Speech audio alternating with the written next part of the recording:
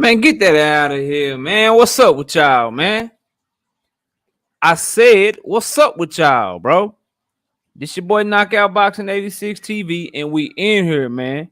We ain't coming to play today. We got a live show for y'all.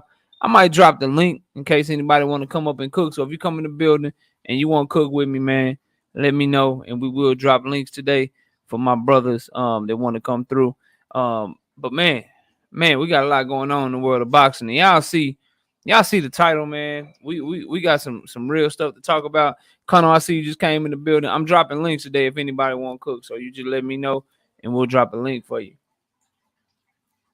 But check it. So while everybody coming in the building, man, the grocery stores, I don't know how many of y'all in my city, right? But the grocery stores here in Dallas, Texas, man, bro, they was on fire today. You couldn't get nothing. You couldn't get nothing because we supposed to have what we consider here in Dallas, Texas, a snowstorm, bro. We supposed to get a couple of inches of snow. They talking about power outages and shit. So people was at the stores going crazy today, dog. It was going crazy today. I was talking to KQKC Boxing Network. Y'all go subscribe to the OG. I was talking to him this morning. He was like, yeah, man, I just got through shoveling snow. We had about 6 inches last night. We supposed to get another 6 inches. I was like, shit, for real? He was like, yeah, but it's not that cold, though. It's 32 degrees outside. I'm like, shit, what? That ain't cold, bro. Listen, when I woke up this morning, dog, I went running. I put on the black thermals up under my clothes. I had them black thermals on. I had a t-shirt on over that with a hoodie on over that, and I had sweats over the thermals down low. I put on a scully, and I put the hoodie over my head, and I went running this morning, and it was 50 degrees outside when I did that shit. I say that to say KQKC and I got a different definition of what the hell cold is, bro. It's cold. 32 degrees. That's what water freezes at 32 degrees Fahrenheit, bro. I don't know what we talking about, dog. And y'all be sure to salute to everybody. We're gonna do a roll call in a minute, but y'all smash the like button when you get in here. Y'all let me know y'all in the building, man, so we can get to talking this boxing, man. And so, but here in Dallas, man, we supposed to get what we call a snowstorm. So, people calling in to work and shit, and people don't, ain't trying to go to work. People ain't trying to go to the store. Stores is closing and shit. The pharmacy ain't even gonna be open tomorrow. It's a bad look, all because it's supposed to sleet and snow tomorrow. Cause we don't have, like, up there in the Northeast and shit, man. I guess they got snow plows and shit. We probably got one for the whole city. We don't have that shit. We don't believe that. Yeah, St. Louis is different here. 50 degrees is cold, bro. Yeah, Nitty, I was talking. Yeah, see you in Chicago. KQ was telling me y'all got like 6 inches of snow, bro. If they had 6 inches of snow here in Dallas, bro, the city be shut down for a week, dog. The whole week, bro. We wouldn't do shit. We wouldn't be able to do shit for a whole week if we got 6 inches of snow. We're not ready for that type of behavior here in Dallas, Texas, man. We just not. Let's see. We got some people in the building, man. Let me see who in here so far. Let's give a quick shout out. And then we'll wait a couple of more minutes. I usually want to start cooking when we get 10 minutes in, but we can go ahead and see who we got here so far. We got iKarma123. What's popping with you? What's popping with you? St. Louis Mix, my brothers in the building. Salute to you and the family. Salute to you too, brother, and your family as well. What's your point number one fact? Salute to you, bro. Appreciate you coming through. My brother Kano Loco Sports. Y'all subscribe to the bro. Great channel over there, doing a lot of great things on this channel, man. So y'all go subscribe to Kano Loco. And I said, Kano, just let me know if you want to cook, bro.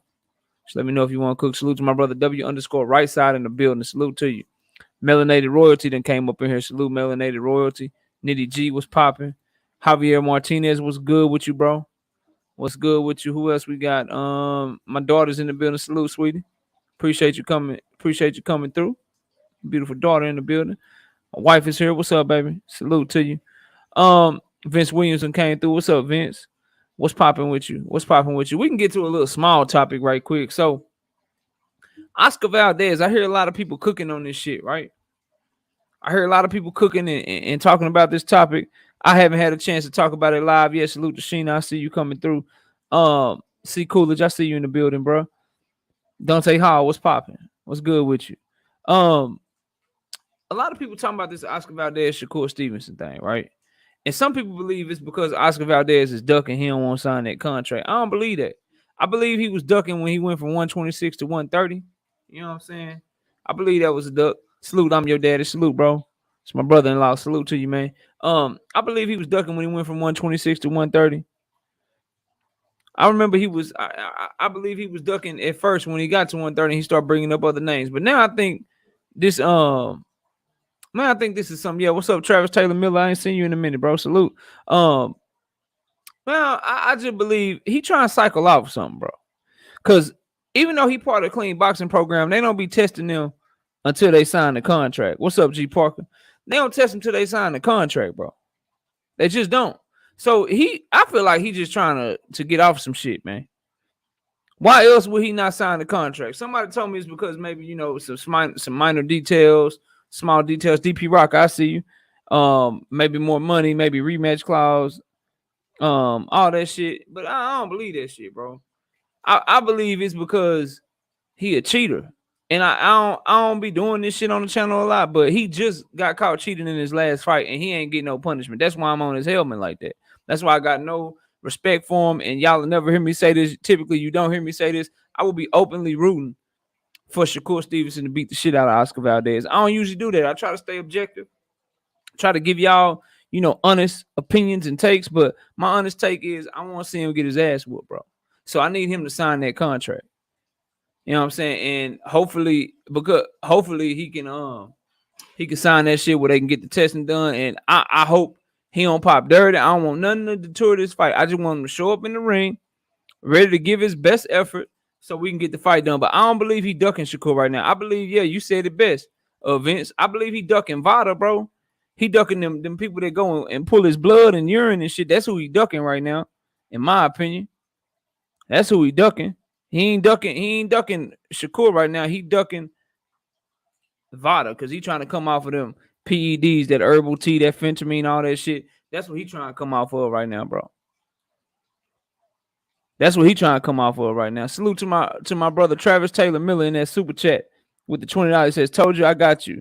Finally made your live." I appreciate the love in the super chat, my brother. And if y'all do want to donate to the channel, man, Cash App right there. Or you can hit that super chat button. Everything goes to making sure the channel gets better for you guys, and I provide you guys with better content and a better experience. So, on the docket today, man, we about 8.5 minutes in. If you hear, we ready for the show. We ain't gonna do nothing else, but get to cooking on this boxing. So I am going to let me do this real quick, just in case anybody want to come through. I'm gonna drop this link and I'm gonna pin it. If I know you, you can come on and cook with me. If I don't know you, show your camera and we'll let you on and see what you're talking about. Let me pin this comment though. All right, there we go. Boom. We should be good. All right.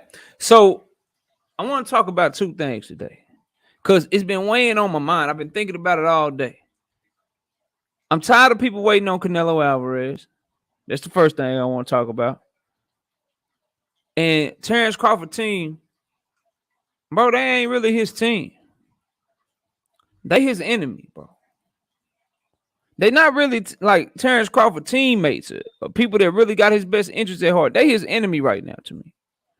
But I want to start with Canelo Alvarez because there was a big announcement today that made me proud to be a boxing fan. That made me very happy, bro. And it was Artur Beterbiev and Joe Smith Jr. are about to fight. Now, I know this came through, you know, a few days ago, but I ain't talk about it, so I want to talk about it now with y'all. But it's such a big deal to me because why does the light heavyweight division need to wait for Canelo Alvarez for a big fight? We should have been got Dimitri Bivol versus Artur Beterbiev. We should have been got Bivol versus Joe Smith Jr. But now we getting Artur Beterbiev versus Joe Smith Jr. for a 3-belt unification fight. And I love that fight because it does a couple of things, right? Number one, it allows you to build your own legacy if you are those two fighters. You don't have to wait on Canelo to build your legacy. He is not the only fighter in boxing. He's not the only fighter in boxing, bro. Yeah, that's a great fight, St. Louis. A damn good fight. There's other fights to be made at the light heavyweight division. We got Zerto up there now. But this 3-belt unification, it works twofold. Number one, it grows your profile, whoever wins this fight. You become a 3-belt, 175-pound champion. The biggest thing it do, and the big goal, obviously you want to get more money, right? You want to get the biggest purse you can get. Well, it eliminates a potential opponent for Canelo Alvarez. Because if you Joe Smith Jr., you beat the shit out of Artur Beterbiev, he's no longer a viable option for Canelo Alvarez. Shit, what happened to Laguna Beach Macadamia Nut, right? What happened to him? He had what's up, boxing matchups with Dwayne Freeman? I see you in the building. C. Cooley says Zerto wants Bivol. He sure do. Salute to you. I got the link up there if you want to cook too, bro. If you want to cook, you just let me know, or you can just hit that link. I got it pinned up there, bro, if you want to. And so what this fight does is it allows you to not only build your own legacy, become a 3-belt champion. It also eliminates opponents for Canelo. So whoever wins this fight, the other person ain't a viable option. Laguna Beach Macadamia Nut, he got the decision against Machunu, but he looks so bad. Now ain't nobody even you ain't heard them say shit about Canelo Alvarez moving up the cruiserweight since that fight happened. They ain't said shit. Eddie Reynoso all over, man. I think Jamal Charlo's a great fight. Yeah, because you ain't got that option no more because he looked like trash, even though he got the victory. So if you at the light heavyweight division, you put yourself in line by knocking out the competition, by giving them no other options to go to, bro. That's what you have to do if you are these fighters. And so I want to salute to Artur Beterbiev. I want to salute to Joe Smith Jr. It's being reported that they're going to fight sometime this summer. I want to salute to them by saying, you know what? We don't have to wait on Canelo. We our own big fight. He ain't even in the division. He came up to the division one time and dipped out on our ass. Why are we waiting around for him? So that way, if he ever do decide to, what's up, L Dub Boxing in the building? Salute to you, bro. I got that link posted up there, pinned to the chat, man. If you want to hop on, anybody that I know, L Dub boxing matchups with Dwayne Freeman, or anybody in the chat, man. If y'all want to chop it up today, man, feel free. Feel free. We're dropping links today, so y'all just come on up if you want to. But if you are these fighters, it's so good simply off the strength of you building your own brand, you making your name bigger in the sport of boxing, and you putting yourself in position to fight Canelo all at the same time. And so I want to salute to them before I start going in, right? So that's the first thing. Now, why I'm getting tired of it, because I'm looking at the landscape at 160. I'm looking at the landscape at 168. L-Dub says Macaboo is not an option because Don King wanted options on Canelo, not because of Macaboo performance. I think it's a little bit of both. But shit, Don King stupid as hell. How you gonna get? You don't even have a network, bro. How you gonna get options on Canelo? That's some dumb shit to me. But if Macaboo, what I'm saying, L-Dub, and your information is always right. But what I'm saying is, people would have been even after that performance. People would be so pissed if Canelo was fighting Macaboo off of that performance. At least real boxing fans. Now his fanboys and shit, they'll probably be okay with whatever Canelo does. I'm not of their mindset, and I don't give it up like that. What's wrong with Conor? Hold up. What's going on? Man, I'm just trying to stay alive. This fever ain't letting me go, and I'm sweating more. Oh, bro, I appreciate you coming through, but rest up if you need to, fam. Rest up, but thank you, man. Just smash that like button if you can, bro, and get you some rest. But I hope you feel better, man. Real talk. Get tested, all that shit, and hopefully you feel better soon, man, and you beat that shit. But so I wanted to salute Artur Beterbiev and Dimitri Bivol. I'm sorry, and Joe Smith Jr. before we kept this thing going. So I'm tired of Jamal Charlo fans right now, and I'm tired of Demetrius Andrade fans right now. I ain't gonna lie to y'all. I'm a boxing fan. I'm a Jamal Charlo fan. You wouldn't be able to tell by the content, but it's Texas all day over here. And I'm a Jamal Charlo fan. I am, bro. I am. But I gotta call a spade a spade. And right now, bro, he been getting on my everlasting nerves. He getting on my everlasting nerves. And so is Demetrius Andrade. I feel that, L-Dub. I do. I feel that. But Canelo would have us believe, and see, that's why I'm glad shit will get exposed with his next opponent. Canelo would have us believe that's because, he was getting they were telling him what to do at the zone or Oscar De La Hoya, or he would have you believe, hey, he going for undisputed and Callum Smith was the champion. That's what I believe. I believe he got the fight because he was a champion. And Canelo made up his mind he was going for undisputed at 168. But skipping weight classes and great fights to fight McAboo after that shit, I don't see that shit happening, bro. I don't see that shit happening. But on this Jamal Charlo and Demetrius Andrade, here's why I'm tired of their fans. Because I agree to a certain extent. I agree with Canelo should have fought Andrade at 154. He should have fought both of them at 160. I agree with all that shit. I've been on Canelo helmet for that for a long time. But what we have to acknowledge, right, is that Demetrius Andrade, he dug his own hole, bro. A lot of times you dig your own hole and people don't want to say that, and this is coming from a place of love, not hate, but he dug his own hole with this shit. And I say that because the fact of the matter is he signed the Rock Nation. That was a huge mistake that he made, right? Rock Nation ain't got no foothold in boxing. They didn't have no fighters for him. And he signed with them. And he ended up not being able to do shit with them, right? Then he goes on. Then Demetrius Andrade goes on. And you would think, okay, bro, I made this bad business move. I've learned from my mistakes. I'm not going to make the same mistake twice. But he does the exact same thing in like July or August of 2018. I don't have the information, but it was like the summer of 2018, either July or August. He signs to the Zone, bro. The Zone ain't got no foothold in American boxing. The Zone ain't got no fighters over there yet. Because remember, Canelo and Triple G, they was fighting on HBO at the time. Like later on, I think they fought in like September of 2018 for their second fight, if memory serves me correctly. He goes to the Zone with no fighters, bro. None. They ain't got shit for him over there. He didn't learn from the Rock Nation shit. So again, you sign with a promotional platform that got no fighters for you, no guarantees of a fight. They can't get you shit. None of that shit, bro. And you end up going on to fight Walter Katukwanda, Archer Akavov, Masiev Sulecki, Luke Keeler, Liam Williams, and Jason Quigley, bro. Those are your fights that you got. When Canelo Alvarez and Triple G do get over to the Zone, you start blaming them for ducking you, right? And I understand that. They don't want to fight you, bro. I feel that. But where's the pressure on Eddie Hearn, bro? Eddie Hearn making all where's the pressure on them for him to get you the big fights? Where's that energy at, bro? I don't like that shit. At what point do we look at these fighters and be like, yo, you made some bad moves, bro? That's probably why your career stalled out.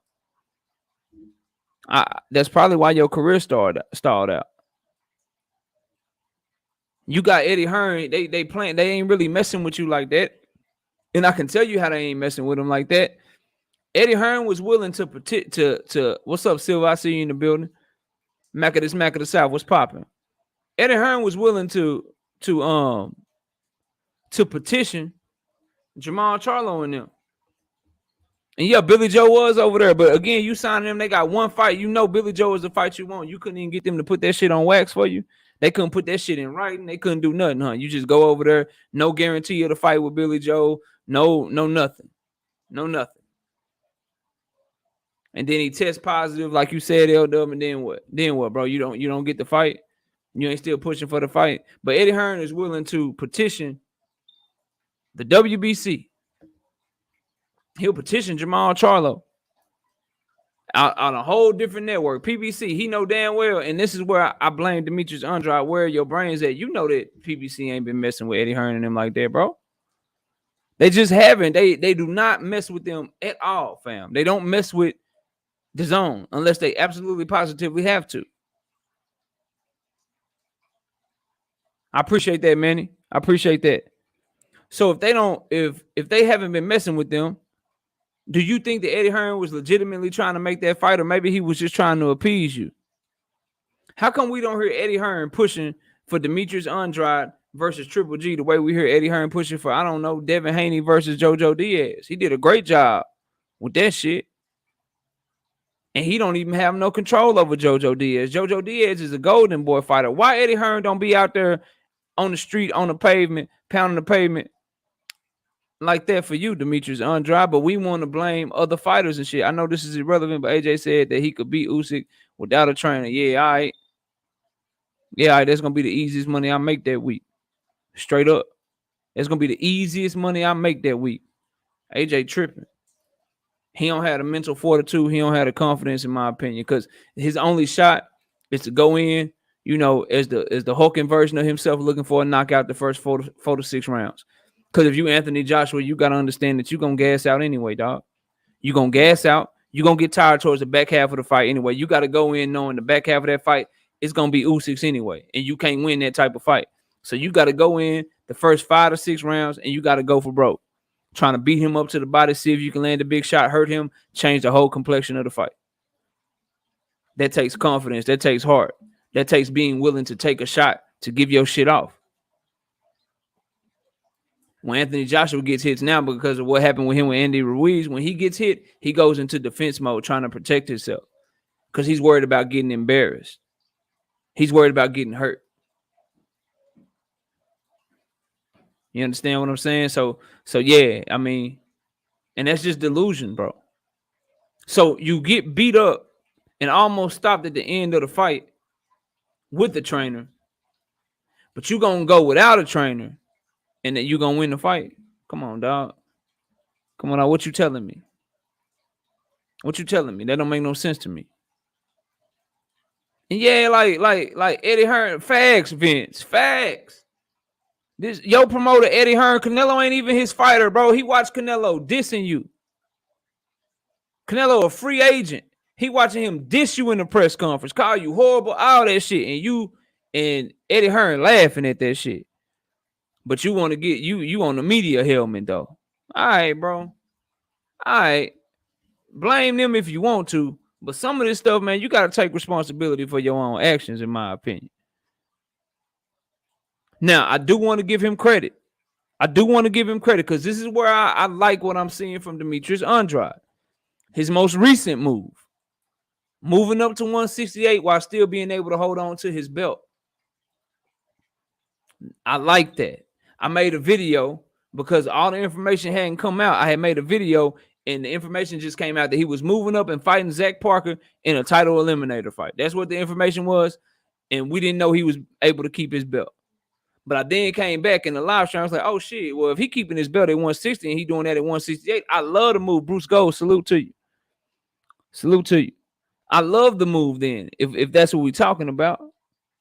Because now you get the state champion at 160. They putting Janabek, who I believe is a problem. Shout out to L-Dub. He put me on the Janabek. I remember listening to one of his streams. He was like, man, Janabek, I like Janabek. He made me go watch him. I went and watched like 4 or 5 of his fights. Like, yep. Yep, I see what L-Dub was talking about. Demetrius Bright, I see you, bro. Salute to you, my brother. But so with Demetrius Andrade and Canelo Alvarez, the key situation to me is if you Demetrius Andrade, you gotta do what you're doing. And what I like is the fact that he was moving up. Like you keeping your belt at 168, at 160, and you're moving up to 168. So now you still open to 160 in case, you can get a big fight down there. And now you put yourself in position to challenge for a title at 168. Now he's going to have a decision to make because they got Janabek fighting the interim title fight right now. And they're going to expect Demetrius Andrade to fight the winner of that fight with Janabek, or he going to have to campaign at 168. But at least he bought himself a fight. And then after this fight, assuming he's able to beat Zach Parker, then he can weigh his options, That'll give him time to see what happens with Canelo and what he gonna do and who he gonna fight May 7th, Cinco de Mayo weekend. That gives him an opportunity to see how Janabek looks, or his opponent. What's going on with Charlo? Like it gives him an idea of the options he had. What if Charlo is the one to get the Canelo fight? He moves up. And he's at 168 now. He drops his WBC belt, and maybe they can petition for Andrade to fight somebody for the vacant WBC belt at 160. Like this, it gives him more options. So I do give him credit for that. Tim Mouzé, the Skywalker up there on them skyscrapers. Salute to you, bro. Salute to you. I appreciate you, man. I appreciate you coming through. So for that, I give him credit for, and I'm happy. That's smart. But the Rock Nation shit, that was dumb as hell to me. The DAZN shit with no guarantee to fight Triple G. You know what I'm saying? The Billy Joe shit fell through. I understand it ain't your fault. As L-Dub pointed out. That's not your fault, bro. But after that, like what we doing? We just crying to the media. We ain't really trying to go get fights like that. Next beat was popping. But again, still signing to the zone, and they only got one fight for you. I don't know, bro. Like I like to have options. I don't like just one fight. All they got is Billy Joe. That's it. And then all these list of dudes that ain't nobody giving you credit for. Ain't nobody giving him credit for Luke Keeler, Liam Williams, who's a pretty good fighter, whose only losses are to Demetrius Andrade and Liam Smith. Like, he's a pretty good fighter, but he don't get credit for that shit. He don't get no credit for that shit. So, I mean, hopefully the move that he's making right now, hopefully it works out for him. Hopefully it'll put him in a position where if he beats Zach Parker, he's a mandatory for the WBO at 168, and then somebody, Canelo Alvarez, he gonna have some decisions to make. Are you gonna drop the belt, or are you gonna fight your mandatory? What you gonna do? If he wins that fight and then a big fight opens up at 160, maybe Triple G realizes he can't get the Canelo fight. Boom, Demetrius Andrade right there for him. Unification at 160, which will trump his mandatory with Janabek. So I like this move, bro. It's more options in the shit for him. So I give him credit for that shit. Silva says, wasn't before, but now can't wait for Thurman versus Barrios. Going to be interesting to see how Keith performs from his big layoff. Hashtag fight week. Yeah, I'm interested to see that too. I've been studying. I just finished watching Keith Thurman fight with Manny Pacquiao. I'll be watching his fight with Josecito Lopez tonight.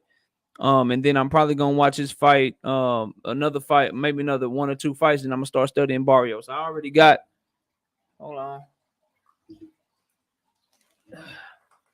Let me see here. 13 rounds of boxing. What's up, Earl the Sprinter Spence? I see you. You don't rock with Earl Spence. Hey man, all opinions welcome. I like Earl Spence. I think he's a good fighter. I think he can be a great fighter if he fights the fights we want to see him fight. Let's see here, y'all. Yeah, he said Earl Spence. That shit funny, man. I got the Chris Eubank, Liam Williams fight done. I got Clarissa Shields and Emma Cozen done. I got Ray Ford, Edward Vasquez done. Louis Neary and Carlos Castro I'm done studying for. Leo Santa Cruz and Keenan Carball I'm done. Jesse Rodriguez, Carlos Quadras I'm done.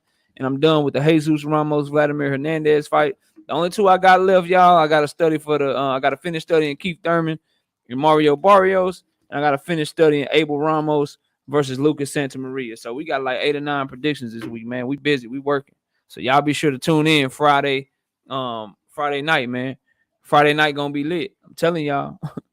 Friday night going to be lit. Before we go on to Jamal Charlo, before we talk about Jamal Charlo for a little bit, let's talk about Earl Spence, man. Let's talk about Earl Spence. They say he looking good. New Warrican, I see you in the background. I don't know who you are, bro. You got to show me your face. We don't do no trolling and stuff.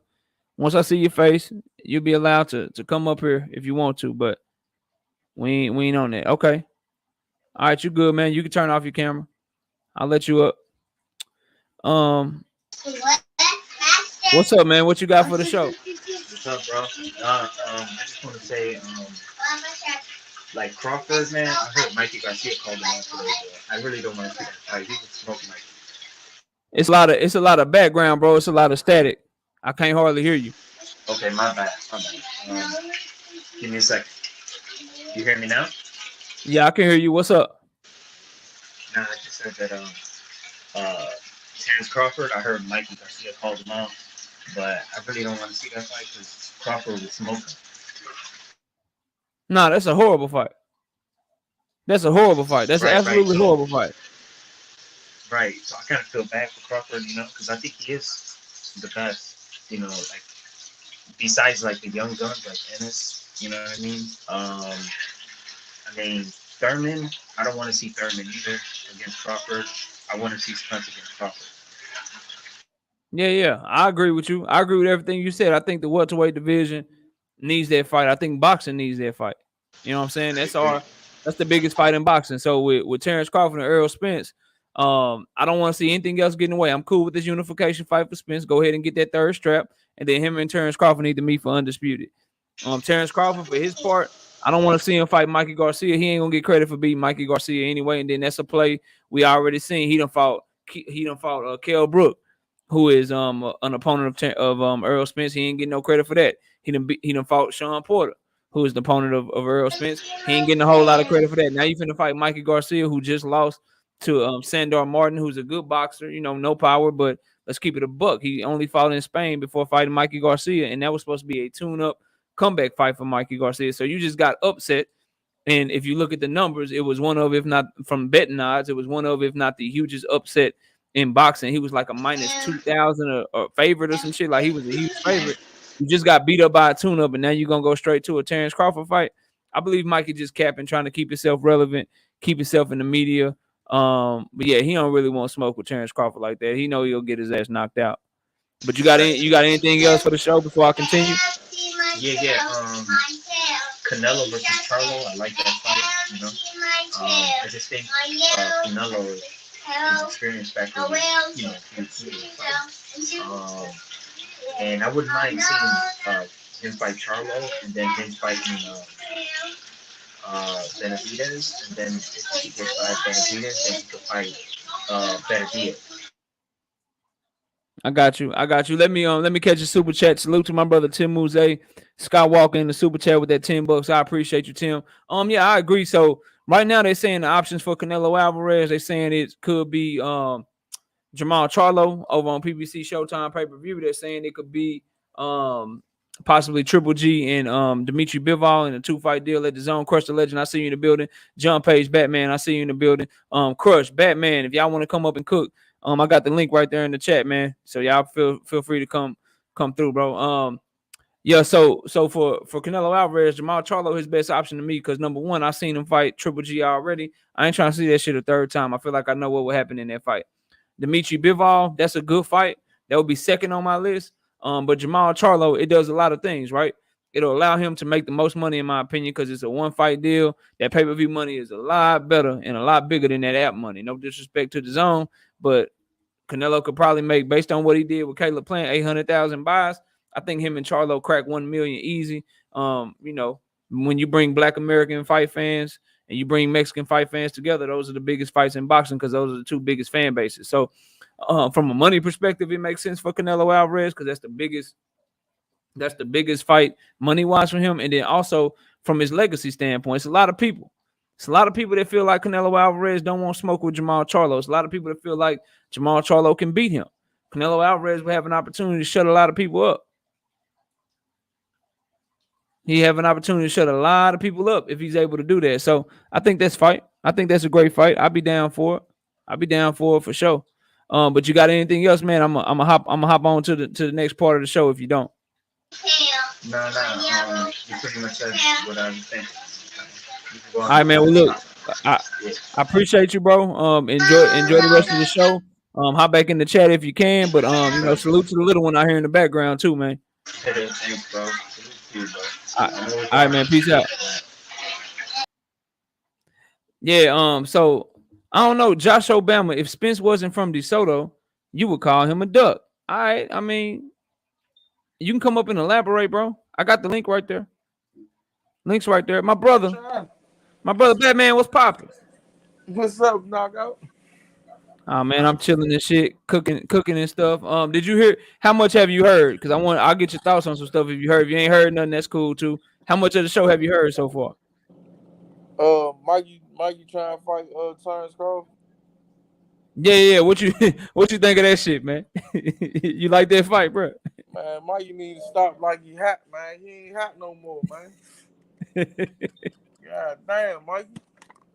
You know you was the shit down at 134, man. You done got your ass beat by a journeyman, man. Yeah. I was talking about I was talking about, bro. I'm tired of people waiting on Canelo Alvarez, bro. I'm tired of people waiting on. That's the junk. They say they gonna announce it on the Thurman Barrios. Who said that? A couple of good people I was talking to. Okay, I'm looking. We can drop the news right here. I don't see shit. What? No, I don't see nothing official. But yeah. So, what I was gonna talk about, I wanted to talk about Jamal Charlo. It's supposed to be Jamal Charlo that he fighting. Young World, what's popping with you? Okay, so shit, that's a good fight, but This is why but let me go here and then I'll get your thoughts on it. This is why I'm tired of people waiting on Canelo though, bro. This is what I'm saying. So Jamal Charlo, I don't feel like he ready. I don't feel like he's giving himself the best chance to win if this fight is indeed finalized and if they are just waiting to announce it, because you spent all this time instead of chasing your own legacy. You didn't fight Demetrius Andrade. You didn't fight David Benavidez, and now you're moving up to 168 and your first fight is Canelo. I just don't believe, bro. I don't believe when you wait on him and he come fight you on his terms. I don't believe that shit is gonna go well for you, bro, because you haven't been getting ready for him. I said the same shit about Caleb Plant when people were telling me Caleb Plant was gonna win and he was gonna do this. I was like, bro, Caleb Truax, Vincent Fagan Butts, and Mike Lee, E Fresh, the Subway, like, bro, they don't get you ready to fight Canelo Alvarez, dog. You know what I'm saying? Billy Joe Saunders fighting Martin Murray, Caceres, and Usufi or whatever the dude name was. That shit don't get you ready for Canelo. Jamal Charlo fighting Juan Montiel and Brandon Adams and all that shit, bro. He not gonna be ready to me. I feel like he should have been fought Demetrius Andrade. I feel like David Benavidez, that's a great fight. You know what I'm saying? He was saying shit like Benavidez under 25 or get a vaccine and all that shit when he was the one talking shit to Benavidez first, bro. And now he done waited around for Canelo, and now Canelo feel like he finna come in here and dust him out, bro. I don't like that shit, man. But like I always say about Jamal Charlo, he fights to his competition. If it's competition high, he fights at a high level. If it's low, he fight to his competition. That's what I think about him. I think he the type of fighter he's gonna be ready for Canelo. That's my opinion. You talking about cause like his best performance, Julian J. Rock Williams and shit. Cause he fought his last best performance was Derevyanchenko. You thought that one was better? I think I'd agree with that. I'd agree with that. Do you consider Derevyanchenko a level above Julian Williams? Yeah, I do. Okay, me too. I was just asking. But the thing is, bro, like people that do that rise and fall, that aren't consistent, that shit worries me, bro. But nah, it ain't that. It's he fight to his competition. He one of them people that got that psyche. Oh man, this bum ass nigga, man, I ain't really got trained for this bum. I'm just going ahead and go through the motions and fight this motherfucker. But when he fighting like a Derevyanchenko or J. Rock Williams, he's tight on his game.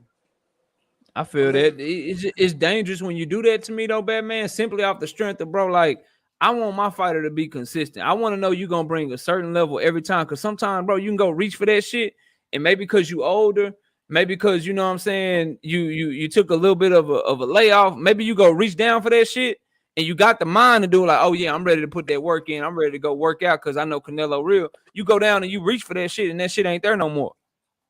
Like that's what worries me about that shit, bro. You gonna know that in the gym. I mean, like I say, when fighters come out and have a bad performance, they knew it in the gym. They knew it the whole time. They just going to get their check and hoping that they can land a good punch that can end the night. But when fighters go in there and have that bad level competition, they was doing that shit in camp. Yeah, how you practice is how you play. Salute to my brother Demetrius Bright with that $5 in the super chat. I said salute KO 86 TV. Salute Batman supporting the grind. We appreciate you, bro. Thank you so much for showing love to the channel. So this fight, do you think would Canelo gain some respect from you if he go in there and take care of business of Jamal Charlo? A little bit, yeah, a little bit. I ain't gonna lie, because that's one of the fighters they ain't want to fight. I mean, he made up a whole franchise belt not to fight Charlo. Yeah. Why you think he fighting them now though? What's his motivation for fighting them now? I think he fighting him now because people getting on his ass. They keep throwing them two names out there, so I think he the lesser talent of the two names they throwing out. So he wanted to, he the fighter that's gonna be right there to get hit. Who that? Charlo? Yeah. You think he less talented than Triple G and Bivol? No, I'm talking about Demetrius Andrade. Demetrius Andrade. Okay, you got Andrade. Oh yeah, hey man, my wife she ain't let it go. She been telling me, she been talking shit. She said, "Wait till Batman come up there. I'm gonna tell him." She said, "You owe some push-ups, bro." I gotta listen to the wifey. Yeah, I wasn't even go. I wasn't even gonna say every nothing, bro. time, She was like, "Hey, he was talking shit. You owe some push-ups, man. man. Look, Let's just do a quick 20, man. You know all what right. I'm Let saying? me say that. You said quick what? Quick 20, just a quick 20, bro." She in the background talking about, "Yep, come on." For those y'all don't know, man, we had a little friendly bet, Batman and I. Come on, Batman. Come on, Batman. Let's see them push ups. You ain't no good. That's my brother. Look at him. He a man in his word. Oh yeah, he did a burpee. That's that penitentiary shit. Y'all know about that. I see you. I see you, I bro. gave you 2 burpees. I ain't tripping. Hey man, I appreciate that. Ain't nothing. It ain't nothing. Yeah, man. Hey, Gary would have won. Hey, Gary would have won with 2 hands. I ain't stupid enough to believe that he Man, would have. Gary won with 1 hand, but I ain't Man, tripping. nah, bro. He lost 7-5, bro. Man, go look He at the lost fight 7-5. again, Man, I done watched the fight 4 times, bro. man. Hey, man, you controlled the fight with 1 arm. No, and if you a boxing fan, and if you be in the gym, that's the hardest hand to fight off of. No, I know. Because especially for a jabber like him, he throw 35 to 45 jabs around, bro. He be Yeah. throwing the shit out them jabs. So I know he was handicapped, but again, bro, like, and y'all, I don't mean that. I'm just chopping it over my brother, so y'all know how we do. Again, bro, like I told you when we were talking about this shit, bro, like, look, dog, I don't know what's gonna catch up, but he just got a lot of shit going on right now, bro. And that's why I made the pick the way I did. But I realized healthy, if he got that damn rematch, bro, healthy, He stopped ain't no way in hell he gonna stop the shit out that boy, man. He gonna stop the shit out that boy if they fight again, man. And that's why they don't want to fight him, bro. I mean, I think they're gonna give him Chris Colbert, but That's the fight for him. That's the in my mind, Batman. After not putting a rematch clause in his contract, after all the stuff that you talked about, and that I believe about how they treating Gary, that's the least they can do, bro. That's the least they can do is give him Chris Colbert. If Chris Colbert is able to beat who he fighting? What's the dude name? Guerrero? Is it Guerrero or some shit? He fighting somebody on Gutierrez. Yeah, he fighting Gutierrez on the 26th. So as long as he's able to get by him, bro, which he should be, he's way more talented. Then that's a great fight for Gary. What is he gonna have? Is he doing surgery or some shit, or is he just gonna? Yeah, he's gonna go do the surgery. He already got a date for that shit. I don't know about that. I know when I talked to him, he said he's gonna go ahead and get the surgery. Yeah, man, that's gonna be a good look. Get that man healed up, get him ready to go, and then he gonna be a problem at 130, man. I'm happy he moving up and getting up out of featherweight and go But get multiple divisions, bro. I went to go do my research, right? Uh-huh. Bill, about the Devin Haney with my little brother Antoine shit. Gary Antoine, Devin yeah. called, no, I'm talking about Devin called Tank out when he was at 130.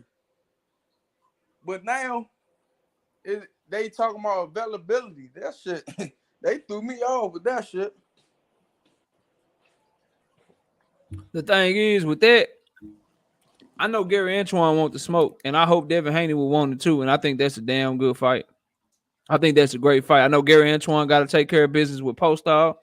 Devin Haney, hopefully he can get Cambosos. Then if he get Cambosos, I mean, what's left for him? Unless he gonna defend against Lomachenko, or unless he gonna get the Tank Davis fight, he gonna have to move up. He gonna have to move up. And I was looking at the rankings, bro. Postal is like top 10 in like 2 of the sanctioning bodies. So beating Postal, that's gonna move Gary Antoine up to where we gotta start talking about, eliminators and mandatories and shit like that. And the whole joint, he top 5. At 140, he top 5. Yeah, shit. You talking about just in rankings or sanctioning bodies? Rankings. Yeah, for sure. In my opinion, and which ranking is that? Is that ring? Yeah, that's ring. What's the joint? Box Live. The Box Live. joint. Yeah, I know what you're talking about. They got some pretty good rankings. Yeah, Shit. To me, I ain't just saying this because you up here, but I got a hard time picking, like, based off what I seen from him, bro. I got a hard time picking people to beat him right now, dog. At 140, like, I just don't know. I think Josh Taylor is a great fight, but other than that, I think he walking through a lot of shit, bro. Like I ain't gonna hold you. I think he walking through a lot of shit at 140, man. He too skilled and he too damn active in that jab. Kind of like Gary nonstop, but his right hook. Like I ain't gonna say who got the better right hook. I'm just saying Gary Antoine right hook. That southpaw right hook, bro. That shit deadly. But his left hand dangerous because he left-handed. Yeah, he nice, bro. He nice. He nice as hell. So I wanted to talk about Terence Crawford and World Combat. I see you in the building, bro. If you come through. What's up, Scotty? Yeah, what's up with it, man? You can come through too, man. I got the link up there. So after Gary Antoine, we can stay here for a minute, bro, because I want to give your brother as much time as we can. After Gary Antoine fight post style, has he given you any idea what he want to do next?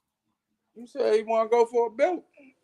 He want to fight somebody in the top 3 or go for a belt.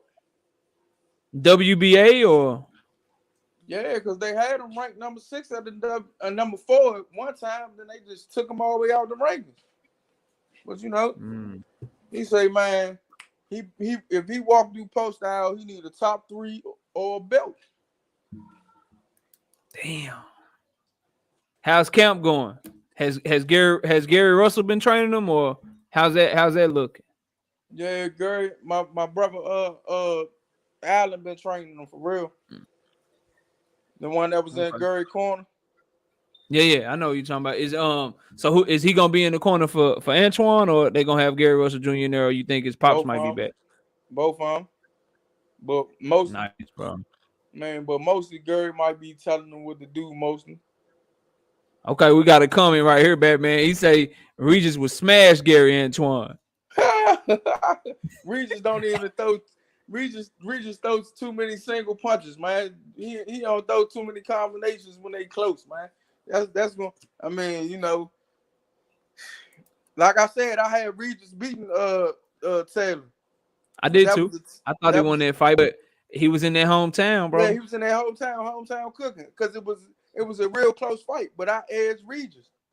But fucking with this young boy that throw these 3-4 punch combinations with real thunder behind it, I don't think Regis want that shit. I think Regis would struggle like with the feet.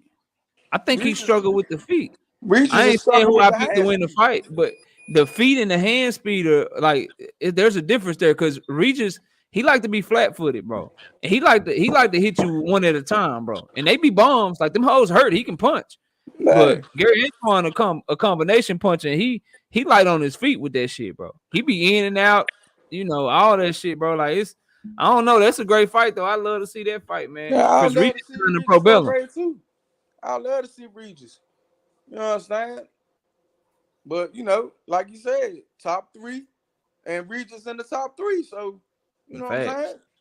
And Josh Taylor, he gonna drop them. He gonna drop them belts soon. Shit, he gonna have to drop them. He gonna have to drop them belts soon. So shit, either get down or lay down. He can fight for one of them Vegas and then go try to take over the division. Is he gonna be at 140 for the foreseeable future, or is he gonna try to move up soon, Gary Antoine? Nah, he say his last stop probably be 154. He say he gonna try to make it to 154, but he gonna try to, unify or get an undisputed. You know what I'm saying? L-Dub got a good question for you too, bro. He say, as Batman, is Gary Antonio versus Giannis Sultan next? Nah, they say Gary Antonio might be facing Casemiro. Oh, you talking about Casemiro, the champion? Casemiro. John Real? Yeah, John. Okay, yeah. Well, there you have it, L-Dub. That's a better fight. He getting this shot at the title. Casemiro, he hydrate up to like fucking 100 and he was so big for the damn what's that fight? He was so big for the Rigondeaux fight, bro. He got up to a lot of weight, bro. So that's something tough. But Antonio, how his knee doing? Because his knee was hurt, right? Yeah, his knee hurt. He back. You know what I'm saying? He tried getting it back. No. Already, the fans saying they love the L-Dub, say fire. St. Louis Mix say that's a fire ass fight. Tim Moose 8, man, we definitely support that shit if they get the fight. But let's get the cooking on this Terence Crawford shit. So I haven't had an opportunity to cook on this shit yet. I think I did it for a little bit on my brother Everything Boxing. I think I did it on his panel for a little bit, but I haven't had time to do this on my platform, and I want to really break this down and give y'all my thoughts. Salute to Las Vegas Leon in the building. So I'm gonna share my screen and I'm gonna play something for y'all, bro. Or as a matter of fact, let me see if y'all can hear this way. Give me 1 second. And this is courtesy of the Boxing Voice. I think I'll be able to play it. Let me see here. Let me share this. And salute to the Boxing Voice. Y'all go subscribe to them. That's where we got the interview from. And we want to always give credit where credit is due. I don't be stealing nobody's shit. Here we go. I want to play this, just a little snippet of this, and then I want to talk about it with y'all, man. Because I put it in the title. I believe Terence Crawford's team. And this guy right here is a member of his team. I believe his team is his biggest detriment right now, bro. And I don't say that lightly. And I want to give y'all my opinion as to why I think that. So here, let me play this, and then we'll get some reaction to it, man. But here it go right here. Okay. No, listen. Like I said.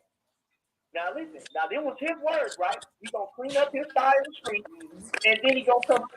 It should be no other one. Now if his fans, like I say, if he don't mention Bud after the fight. And I'm only saying this in a context because they're the two best welterweights, and everybody wants to see the fight. Everybody wants to, for social purposes, for supremacy purposes, for everybody want to see the fight. If this man don't and his fans don't demand the fight, actually he should be coming off better because he's been fighting, quote unquote, the better competition. He's been fighting more regular. He should be ready to go. Oh, y'all can't hear that? You couldn't hear that, Batman? They said they couldn't hear. Can y'all hear that? You know what? I'm gonna play it on my phone, y'all. I'm gonna play it on my phone. Let me stop sharing my screen. I'll play it on my phone for y'all so y'all can hear it clearly. Give me 1 second. Give me 1 second. I will play it clearly for y'all, man. Cause we want to talk about it. We want to chop it up, man. And again, anybody I know, if y'all want to hop on, y'all can hop on too, man. That's cool. Let's see here. Oh, you said it was clear? Okay, somebody said it. I'll just play it on my phone. That way it'll be even clearer. I'll put it up against the microphone.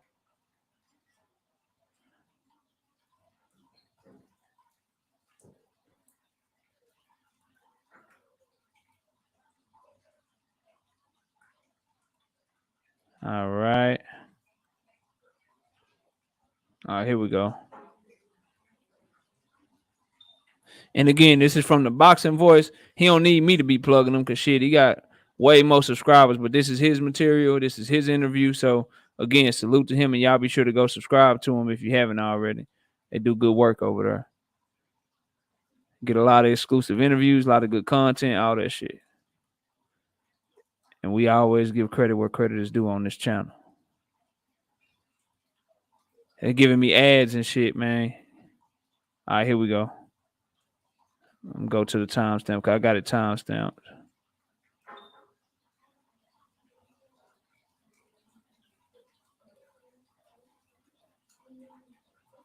All right. Right there. All right, here we go. Okay. Listen. Like I said. Now listen. Now there was his words, right? He gonna clean up his side of the street, and then he gonna come see. It shouldn't be no other one. Now if his fans, like I say, if he don't mention Bud after the fight, and I'm only saying this in a context because they're the two best welterweights, and everybody wants to see the fight. Everybody wants to, for social purposes, for supremacy purposes, for everybody want to see the fight. If this man don't and his fans don't demand the fight, actually he should be coming off better because he's been fighting, quote unquote, the better competition. He's been fighting more regular. He should be ready to go in. He should be ready. It should be no other time than this fight. He should be looking for that fight. The man's legacy, he's already done it. He's already They didn't hype him up already. They didn't. He's the paper star. He's such a killer. He's such a body puncher. He's this. They already said that. Only thing it's gonna do is we gonna knock that off of him, and they want to keep that hype train going. So, I mean, where else can he go besides Keith Thurman? Where else can he go besides Keith Thurman? Then I don't want to say all the stuff I heard. And if he move up to 54, it's like, do we really got to chase you to 54? I mean, like I say, I don't even care no more, bro. I wouldn't even, fuck that nigga, man. Fuck him and the horse he rode on. And everybody he's with. Fuck them. Fuck them. Fuck them. I mean that. Fuck them. He rich, Bud rich. Okay? He got championships, Bud got championships. Okay? Fuck all that. Fuck them motherfuckers. But is anybody the best fighters calling him pound for pound? Fuck no. Is everybody saying he the best? Fuck no. No. James Toney, Buddy McGirt, the great ones, people that been around boxing in the country. No. No. And everybody know that he's ashamed. Everybody know that. So let them live like that. You know? Let them live. That's how they live. It's all big fuck motherfuckers in this world live like that. Because they rich, because they popular. You know, at the end of the day, all right, you know what it is. Like he said, Jim Jones said it. He said they had them cars, they had them bitches, they had all that fly shit, but at the end of the day, they told their friends. So every fly thing they did is a race. Like I said, all right, bro, that's enough. That's enough. Batman, bro, what's up with this guy, man? What do you make of all that shit? I got a lot on it, so I'm gonna let you go first, man. What do you make of that shit? I've been saying that, man, them Nebraska niggas strange, man. He ain't talking about boxing no more. He talking about the man personal life, man. You know what I'm saying? I mean, man, like when I talk about Tank with Gary, I don't talk about Tank personal life. I just talk about them in the ring. Mm-hmm. He's so mad that, man, like I said, Earl doing everything he said he gonna do. The only thing I'd be upset if Earl don't get in there or after the fight, not even after the fight, just start calling out Terence Crawford name or just saying I want Terence. That's the only thing that's the only thing he said that was logical that I'd be mad at. But that rest of that shit, man, look, man. That shit, man, that man person, like, yeah, they both rich. Earl getting more money than Bud. Bud getting more upfront money than Earl. That's none of my business. I know what I know is my business that Bud won't take 60-40, and he's doing a shit poor job on his half, on his behalf, and his promoter did a shit poor job on his side. Mm-hmm. Earl made himself a superstar. I mean, that's all he. Slim, if y'all go back and look at any of the superstars that was pay-per-view superstars, they started out with the numbers Earl started out with. Once they got that one opponent, their numbers skyrocketed. Every time they get a good opponent. Not just because of them. Motherfucking when the last time Canelo did a million he didn't do a million pay-per-views with Caleb Smith. Caleb Plant. No, they did 800,000. It's pretty close, but yeah. Come on, man. It's the opponent. I agree with that shit. So, you know what I'm saying? So, if Earl get that opponent, he might do a million pay-per-view buys. But, he have been, everything the nigga said, he have been fighting in stiff competition. He the number one welterweight. He keep on talking about pound for pound. We talking about welterweight. Earl is the number one welterweight. And your man ain't even number one pound for pound for real. Come on, man. If you go down his resume, his accolades make him pound for pound. His skill set, he proven his skill set go transition from weight divisions. But has he fought the best competition? No. So, you know what I'm saying? Huh? No, I'm just laughing, bro. You keep cooking shit. You talking facts, and I appreciate the perspective because mine is Mine is gonna be a little different, but keep going, bro. Yeah, Unless you're done. but I can't put what Bernie saying out his mouth totally on Bud, but some of it got to place on Blood because that's what they talk about behind closed doors. Mm-hmm. The shit he's spitting out his mouth is the shit they talk about behind closed doors. And Listen. Oh, go ahead. My bad. Go ahead. No, go ahead. Go ahead. No, I was gonna say, listen, man, and then I'll give it back to you because I'm not gonna cook on it yet. But you said it best, bro. Like you were part of a team, so it's great to have this conversation with you because you represent you when you speak and you represent the Russells. Like we take what you say is what they think because you in the camp, you talk to them, you got relationships with them, you in the city with them, you in the gym with them and shit. So he is kind of the same thing. I just feel like he do the shit all wrong, and he's much more of an enemy to Bud because everything that he says that comes out of his mouth, it devalues Bud's brand, in my opinion. It devalues his marketability. And honestly, I don't know what his purpose is, bro. If your purpose is to come out here and be a mouthpiece, and you're doing a bad job at it, what's your purpose, bro? What are you doing here, fam? And everything that he said, I'm about to debunk it, and I'm about to really give y'all what I think is deep with it, but I just wanted to say that real quick and let Batman continue. Like, bro, like YouTube is huge. Like, if you're supposed to be the voice of Bud Crawford on YouTube, this is where all the boxing conversations happen, bro. Ain't nobody there's no show like this on ESPN right now. There's no show right now, 8:32 p.m. Central Time. ESPN, Fox Sports 1, FS, whatever it is, they don't have a show right now talking about Bud Crawford or talking about Earl Spence or talking about Jamal Charlo. They talking about the Super Bowl in a couple of weeks right now. They talking about college basketball and shit. They talking about NBA basketball. Hell, they even talking about soccer and tennis before they talking about boxing. So if you gonna come out here and be the voice of Bud, I think you got to talk a little bit more responsibly, and you can't hurt that man brand as much, man. I think it's horrible, bro. I think it is, man. But go ahead, bro. Man, the only thing I think he hurting Bud with is when he say fuck Floyd and fuck Al Heyman. But you can go at Earl all you want to. You know what I'm saying? Because he's a fighter. I mean, he supposed to take the blunt, but talking about him outside the ring and he a drunk and he a faggy. I mean, my fault, gay. You can't say the F word. My fault. Yeah. Saying that shit is blasphemous. But stick to what you know, boxing. Just talk boxing, yeah. Just talk boxing, man. Terence Crawford gonna spin him, beat the shit out of him, gonna teach the boy your lesson and shit like that. All that other shit, man. It's just they sound like they jealous over there, man. This is the thing. They mad that Earl came in and got the shit that Terence Crawford was supposed to get. Man, I mean, it's on you. So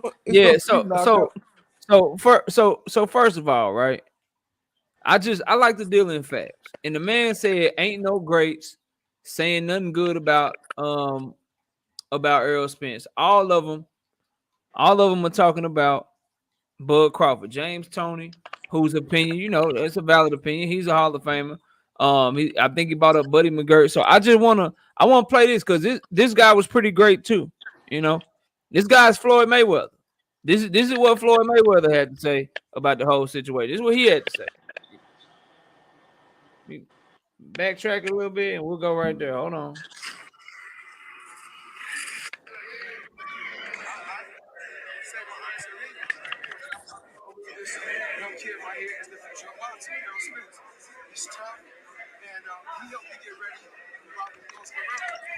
So I'm gonna leave it at that just in case y'all can't hear it because y'all can't hear me cooking. I hear a bunch of quotes and shit. Floyd Mayweather said Earl Spence is the future of boxing. That's what he said, bro. That's what he said. He said Earl Spence is the future of boxing. So I believe that a compliment from Floyd Mayweather holds much more weight than a compliment from James Toney or a compliment from what's the guy's name from Buddy McGirt. Like I believe first, and then secondly, like when I hear Bernie talk, bro, when I hear him talk, I hear a lot of we gonna take that strap up off of him.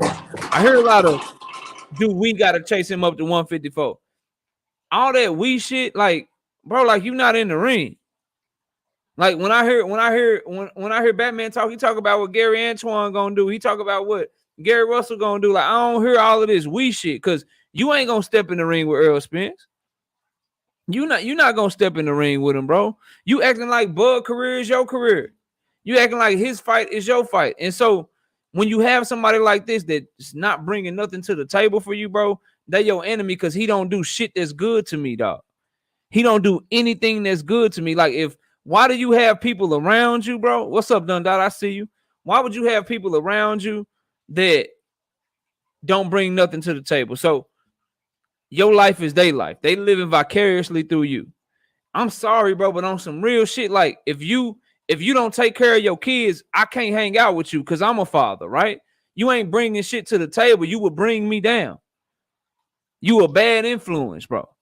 If you ain't got no job, right? If you ain't a productive individual, you can't be around me because you bring down my productivity.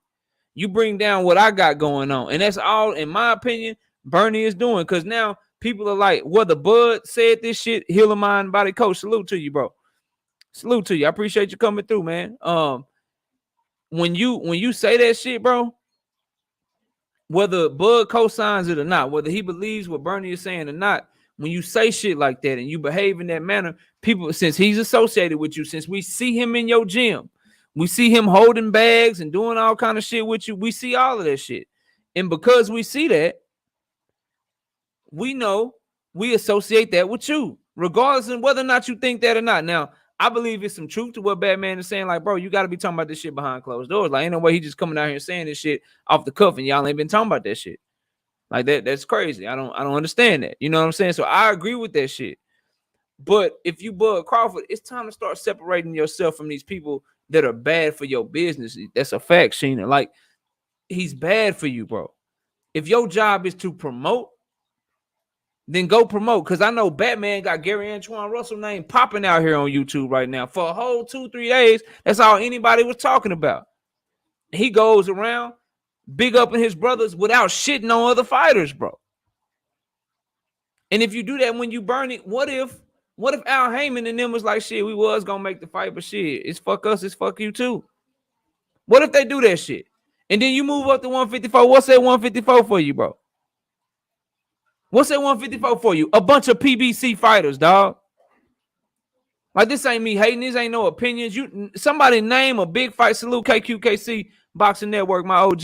We lie together every Sunday morning, 9 a.m. Central Time. We recap the action. You know what I'm saying? We recap the action. It's always fun kicking it with him.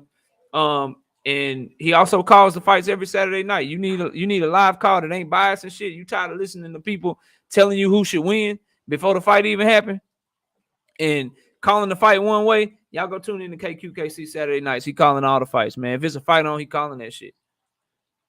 And that's my OG. That's the singing OG. We always want to support him. And I appreciate you coming through, KQKC. Hopefully you done shoveling that snow. I was telling him earlier, and Batman, he up there in DC, so he know this. KQ was trying to tell me 32 degrees ain't cold and shit. I like, shit, boy, you crazy. I had this hoodie on and everything. It was only 50 degrees today. Shit, that's cold to me. 32 degrees 50 cold. degrees ain't cold, man. Man, 50 cold, bro. You probably, what you wear, some shorts and shit when it's 50 degrees outside, bro? Like, 50 degrees come. I don't understand that, bro. Degrees hit, man. You might have bras out here and skirts and everything, man. Man, that is crazy as hell. Not here in Dallas, Texas, but I digress. But anyway, back to this. So then when I was listening to it, so I got past the we shit, right? I'm like, we, what you talking about, bro? You living through Bud Crawford? Like, bro, you need to do something with yourself. So I find myself asking, like, yo, what? Yeah, it's cold to me, see, Coolidge. You ain't gonna change my mind, bro. It's cold to me. 50 is cold. So if you ain't bringing shit to the table, you're not doing a good job being a PR guy. What are you there for, bro? What are you there for? Why are you acting like if Bud fight, you fight too? I understand you want to ride for him, but you can't get in that ring. What you talking about? What you talking about, bro? And then I got to thinking like, yo, there's a lot of animosity, right? It's a lot of animosity. Like, you heard shit like, man, F Earl Spence, F people that's with him. You know what I'm saying? It's always F people like that. Jim Jones said it best, you know, snitches get stitches and end up in like, oh, bro, who the Earl Spence snitch on, bro? What? I'm confused. Like, I don't understand, bro.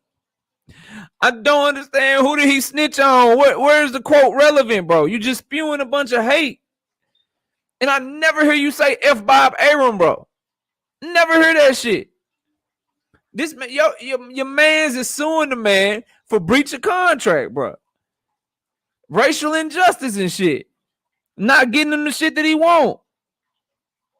But you out here telling me, it's F. Earl Spence, the person that could get you the biggest bag, bro. I don't get that shit. Him, Al Heyman, that's where your money, that's where the money for your mans is at. Seem like you would be saying some shit like, I like the whole, hey man, he need to call Bud out after the fight. Now that's a good job, Bernie. It's a damn good job. I'm cool with that. Hey, good job to you. But all this animosity talking about snitches and shit, bro, what you talking about? I don't understand.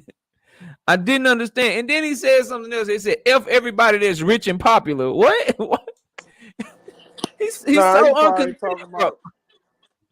He probably talking about the little dude that told the little story, but he never said Earl was had or nothing, man. Listen, bro. Listen. Why is it F Arab? If you content with yourself, if you content with how you living, if you content with your life, why are you worried about people's richness and popularity and shit? I never got that shit, bro. I never understand that. Like that shit crazy to me. If you really want the smoke, if you want the smoke for your guy, what it seemed like to me the logical thing to do is to say part of what you said. Hey man, look, Earl Spence, that's the fight we want. After he beats Urdinas Ugas, he need to call Bud out because that's what we want next. We're showing up to the fight. We've been calling him out. That's the fight that we want. All this animosity for somebody that really, I mean, somebody in the chat, bro. Somebody in the chat, let me know. Correct me if I'm wrong. I ain't never heard Spence or his team or anybody like that. I ain't never heard them say no shit out the way about Bernie or Bud, bro. I hear little slights and shit about, fights and fighter to fighter shit, but I ain't never heard them take these type of personal shots, bro. And that's the type of shit that'll make somebody not want to get a bag with you, bro. The only person and I just don't understand the energy, bro.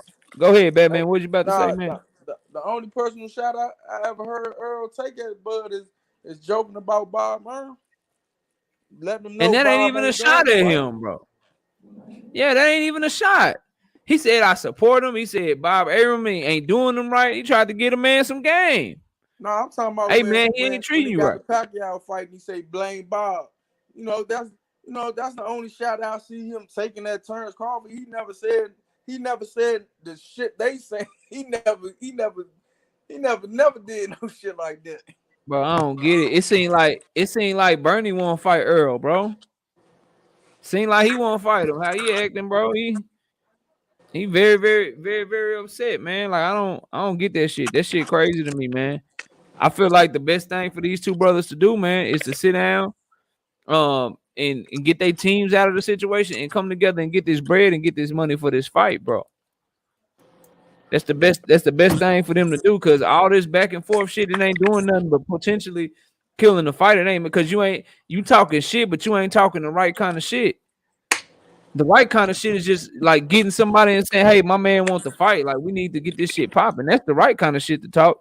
All this personal shit, man, that ain't how the fight gonna get made, in my opinion. And I'm all for talking shit. I just think it's detrimental to getting the fight made. But if it's really F them, just keep that same energy when you around them and shit. I just don't. That shit seem a little off to me. Seem a little jealous, bro. Seem like they jealous and they don't really wanna. They hate that man shining like that. Seem like he should be pissed off at Top Rank and shit, bro. If you ask me. Yeah, you right. Man, Earl Spence, Terence Crawford been supposed to have a Pacquiao fight. He been supposed to have a big name fight, man, whereas though his career would have blossomed, but he gotta blame his peoples for that, man. He put his trust in Bob Arum, and Bob Arum ain't come through for him. I wholeheartedly agree. Listen, Josh Obama, salute to you. I ain't never seen you here before. You say Earl is a duck. Y'all know he ain't built like that. That's cool, bro. I don't care nothing about your opinion. And you've been typing opinions like that in the chat all day. Hit the link, my brother. Please hit the link. I want to talk to you. I want you to explain yourself to me. I'll let you talk. come on up here. If you want to come up here, man. Otherwise, you know what I'm saying? I like you can type all day. We could just have a conversation though. And we can talk, you know. It ain't gonna be no bad blood or nothing like that. I think that's a asinine, um, ridiculous statement. I think there's no truth to that statement. So I'd like to have that conversation with you.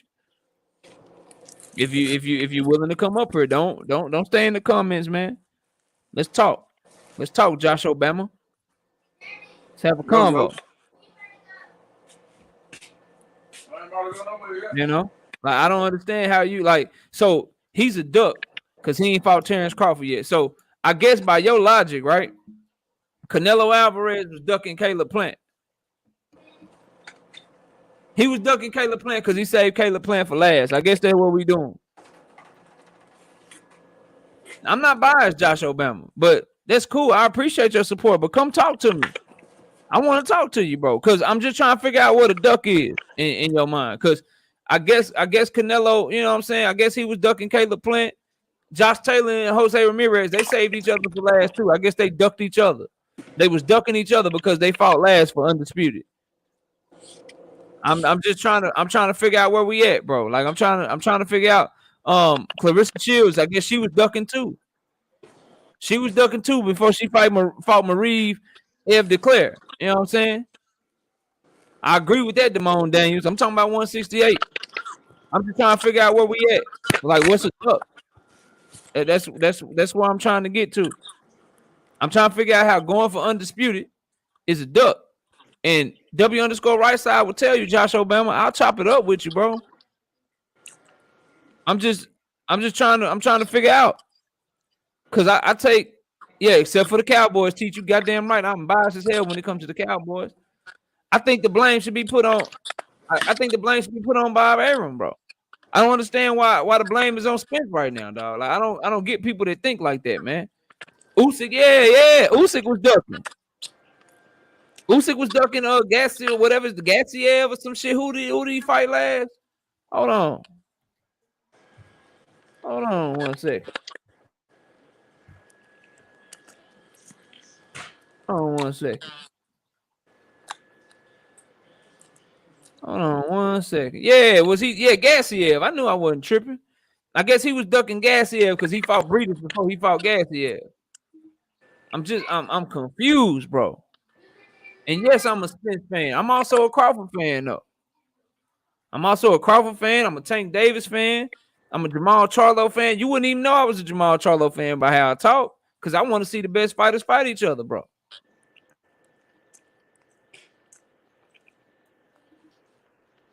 All right, man. So you're going to keep typing. You can keep typing, bro. It's cool. My people's are all fighters, all boxers. No, Earl ain't never going to fight, Bud. He was never going to. All right. I mean, his words and his actions say different. Josh Obama, I'm going to remember your name, bro. I just need you to do me a favor. When he goes after Bud, like he says he does, like he said he would, when he goes after him, I need you to come back and be like, knockout, I was wrong. And I'll do you the same favor. If Earl Spence ducks Bud Crawford, if he ducks him, and he doesn't go try to fight him for undisputed and do everything he can to make that fight, I guarantee you, I was going to do this shit anyway, because it's just how I give it up. I guarantee you I will go in on his ass, bro. Guarantee you. With no bias, no nothing, because I just want to see the best fights. I'm a huge Tank Davis fan. I've been critical of him since I started my channel because he ain't gave me one fight I wanted since I started my channel, bro. I'm telling you, like you barking up the wrong tree, bro. Ain't nobody biased. I just want to see the good fight. I just want to see the good fight, bro. And I believe that it's Bob Arum's fault. And I believe it's because of Terence Bud Crawford's bad business decisions, bro. And salute to my brother St. Louis Mix, according to Bud lawsuit. Nah, this is what I think. It's both of Bob's their fault. I agree. It's both of their fault. Bob Go won ahead, both fight, and Terrence one trying to take that superstardom, you know, that what it takes to be a superstar. You know what I'm saying? He wasn't trying to step and do what it takes to be a superstar. Come on, man. I agree. Excuses. Brandon, you can hit the link too. You guys are welcome up, bro. You don't have to type at me. I don't like the typing and stuff. I like when people to disagree with me to have Discord. Let's chop it up like men. I ain't gonna yell at you. I ain't gonna cut you off. I ain't gonna put you to the background and shit. I'm just gonna talk to you. I'm just gonna talk to you. You know what I'm saying? My brother Dundada says he did what he said, but we all know the best fight in the division for the last 3 years was Crawford versus Spence. I agree wholeheartedly. But how is a man ducking? If I tell Batman, look, I'm gonna go fight Gary Antoine, I'm gonna fight Gary Russell Jr., then I'm gonna come see you. And I start doing that. I go to fight Gary Antoine first. I probably get my ass whooped. But then I go fight Gary Russell Jr., then I go see Batman. Was I ducking Batman, bro? Be more gorillas. I mean, look, listen, man. Y'all gotta stop this shit. Earl been doing what he said. He said he gonna go get the 3 belts that's on his side. He's doing that. And he said before Terence Crawford had that belt, he said whoever got that belt on the other side, I'm going to get it after I finish with my side. And the guy's been doing that, man. Even after this car accident, he went back on his journey. Come on, man. I don't understand. Oh, Damone, is that Damone Daniels? I believe that's him, bro. I believe that's him. What's up with you, man? Hey, you in the building? What's up? Oh, he hopped off. Okay. You can hop back on if you want to, bro. So Dundada says, I think we're not getting the fight because of Al Heyman and both fighters not doing the most they can to fight each other. I don't know, bro. I think Spence is, I kind of disagree with that. I think Spence is doing everything he can to make the fight because the way to get that fight is for it to get as big as possible where people can't ignore it. I think that Crawford, he ain't up under Bob Arum no more. So that fight can be made, man. I just want the PBC. I do agree with this part of it. Al Heyman and them, don't go shell out no $50 million for Canelo on no pay-per-view shit and then act like you ain't got no money for Terence Crawford and Earl Spence, bro. If I'm Earl Spence, I'm looking at y'all ass sideways like, hold up. I know y'all got money for me and mine too, because this is what I want. So we gonna see what's popping. Hey, pull your man Josh back up. What he said. Which one? This one, right? This one? Nah, Josh. He just said something. What did he say? Here we go. Jones and... Salute, y'all. Salute. Salute, Damone. How you doing, bro? Hey, what's up? Hey, chilling. Hey, Batman. Gary won that fight, man. Gary won that fight. Man, y'all don't do this. Batman, go ahead. Batman, respond to the comment. Then I have to tell y'all how Gary didn't win the fight. We can talk about it in a minute. Go ahead. What you got, bro? Roy Jones doing the same shit Earl Smith did. The fucking Bernard Hopkins. Bernard Hopkins, yeah. Shit. Come on, man. And he fought him late as shit. So Roy Jones ducked Bernard Hopkins. But you got to realize they actually fought earlier in their career. No, they fought earlier when ain't nobody know who Bernard was. Bernard built himself back up and became one of the best middleweights ever. And called out Roy Jones. And Roy Jones 60-40. 60-40. You don't want 60-40, we can't get the fight then. But if I beat you and I'm the guy, shouldn't I get 60-40 if I already fought you and won? No, because I built myself back up and made myself I just beat De La Hoya. I just beat Trinidad. I just made myself like Andy Ruiz didn't get as much money when he fought Joshua the second time, and Usyk not getting as much money when he fighting Joshua the second time as Joshua, just because, you know, the bigger star and the bigger draw and all that bullshit, which really pisses me off about boxing. Like, I don't understand, like, why is Josh Warrington popular still? Why is he getting the shot at Kiko Martinez? Like, it is what it is. If you go look at it, Roy wasn't a big ass draw back then. Go look at his fights. You can go look. Well, this is why I salute Deontay Wilder, man. He gave Tyson Fury 50-50 when he didn't have to. They made the fight. And this is my thing, knockout. Like, Tyson Fury wasn't no draw before with Deontay Wilder. Nobody was really going to his fights and buying his fights. But what happens is when you get a mega fight and you get that magic, it takes 2 fighters to make that magic. That's the same thing. I know Bud numbers is low. As far as the pay-per-view, that's a fact. But I think with him and Spence, they could probably do 1 million, at least 500,000 to 1 million buys, man. And I can they though? Because Bud fans don't buy pay-per-view, bro. I believe that everybody want that fight, man. Everybody We're wants gonna that have to fight. be counting on other fans, bro. I believe that'll be Spence's biggest payday, and I think that'll be Bud's probably biggest. Well, both of them biggest fights of their careers. I don't think Spence is ducking. I'm a Bud guy, but I don't think Spence is ducking. I don't. I think he's doing what he's supposed to do, building his brand, getting leverage on a negotiation table. I don't have any issue with that. The only time I would have an issue with this, now quote me on this. He beats Ugas. I don't want to hear about no Keith Thurman. I don't want to hear about nobody else fighting. I want to hear about Bud Crawford. Call Bud Crawford out. That's the fight we want to hear about because that's what you said you was going to do. I'm just going to hold you to what you say. Facts. That's it. All facts. Let me sip some wine. Josh Obama, listen. But other than you, all the other fans ain't even giving them a chance. Josh Obama, let's not bet. I don't want to bet you on who the favorite is gonna be. Let's bet on the fight, bro. If the fight happens, let's bet on the fight. Forget who the favorite is. I don't care nothing about that. Let's bet on the fight. Let's get you on the Knockout Boxing 86 TV push-up plan, bro. Let's bet on the fight. Forget who the favorite gonna be. That's somebody else's opinion. I don't give a damn about that shit. Let's bet on who gonna win the fight because it sounds like you got Crawford. That's what it sounds like to me. Sound like you got Crawford. Well, I bet you too. We can get on, man. I'll put you on this knockout plan. I had you up here like Batman. We can do. I'll be dropping links for you to come do push-ups. I got 100 push-ups on that. All right, I got you. That's a bet. That's a bet, man. You can ink me in on that. And then don't worry. I'm gonna give. Don't worry. I know how to screen. I know how to screen record, dog. Yeah, I know how to screen record. And I know you good. I trust you. I trust you. Full credit too. Like I'm a bigger fan of boxing. It ain't just about like Bud's gonna lead boxing, Errol gonna lead boxing, whoever you like, they're gonna lead. Right. The sport. I say that shit all the time. Be here. I say that shit all the time, bro. But I'm a bigger fan of the sport. Yeah. I'll say that shit How many times y'all favorite fighter has switched? Facts, bro. Like I'm a Cowboys fan. I like Zeke. But shit, he gonna be gone like that. They gonna be gone, bro. What I'm gonna do? Stop rooting for the Cowboys. I view boxing the same way. Like shit, like bro. I was a fan when Mayweather was here. He gone now. I was a fan when Tyson was here. He gone now. Shit, De La Hoya, they gone. Sugar Shane Mosley, they gone. They all gonna leave. So shit, it is what it is. I'm a fan of boxing. But why y'all keep trying to tell me Gary Russell won that fight? I know why Batman is. What did that dude do to win the fight, man? What did he do? He didn't take the. What did he do? He went okay. Gary lost that fight. Man. He lost that fight when in the first 2 rounds, when he did have both his arms, he let Mixayo get off on him.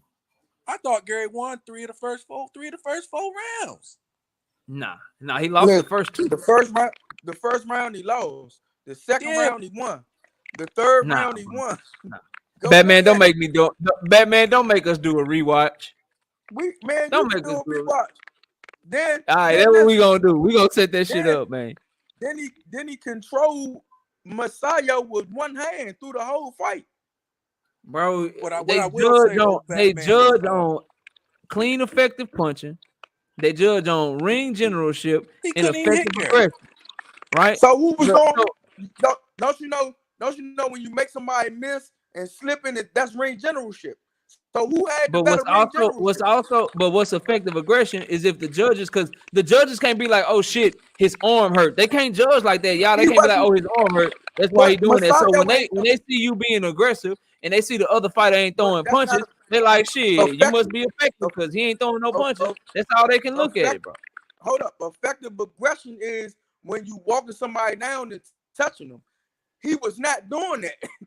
It's also when you pressing somebody and they ain't giving you no offense or no output, bro. But if you're just throwing punches and you ain't landing, you're not doing nothing. That's part but of if the offense. other person ain't punching back, the judges can be like, yo, But if I'm making you miss, that's part of defense. That's like scoring, right? Yeah, but if you ain't punching enough too, that's part of defense because you ain't hitting me either. So back in the day when Willie Pep won a fucking round without throwing a punch, and the person was walking them down and he was making them miss. So what was that?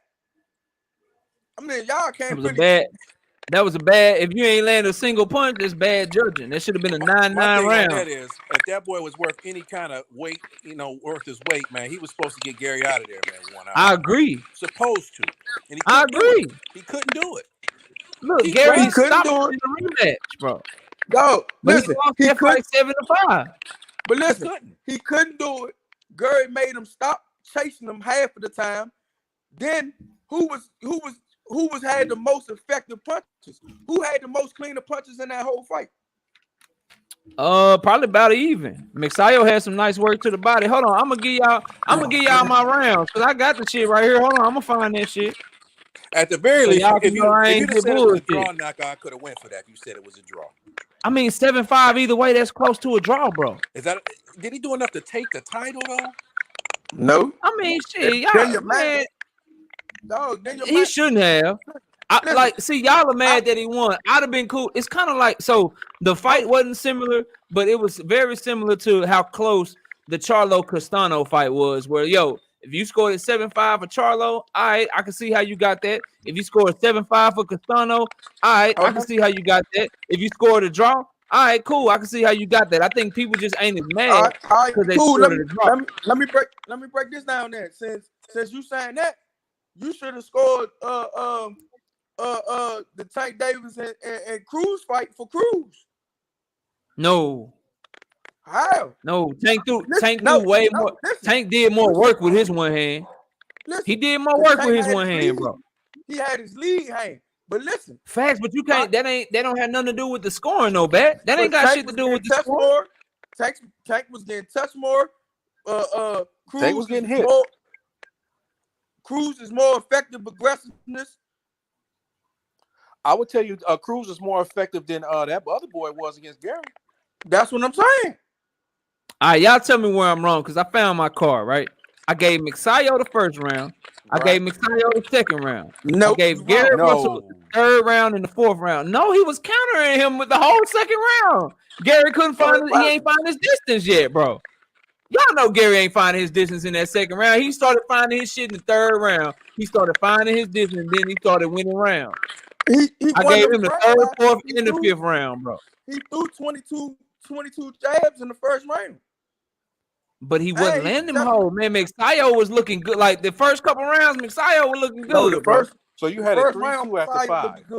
I had it 3-2 for Gary Russell after 5. And I don't look at punch stats because I went back and looked at the punch stats. They had Mixayo outlanding Gary Russell 20 punches to 4 punches in round 5. I called bullshit. I gave that round to Gary, bro. I don't even look at punch stats. They got clickers and shit. Clicking, that landed that. I don't believe that shit, bro. I don't be looking at that shit.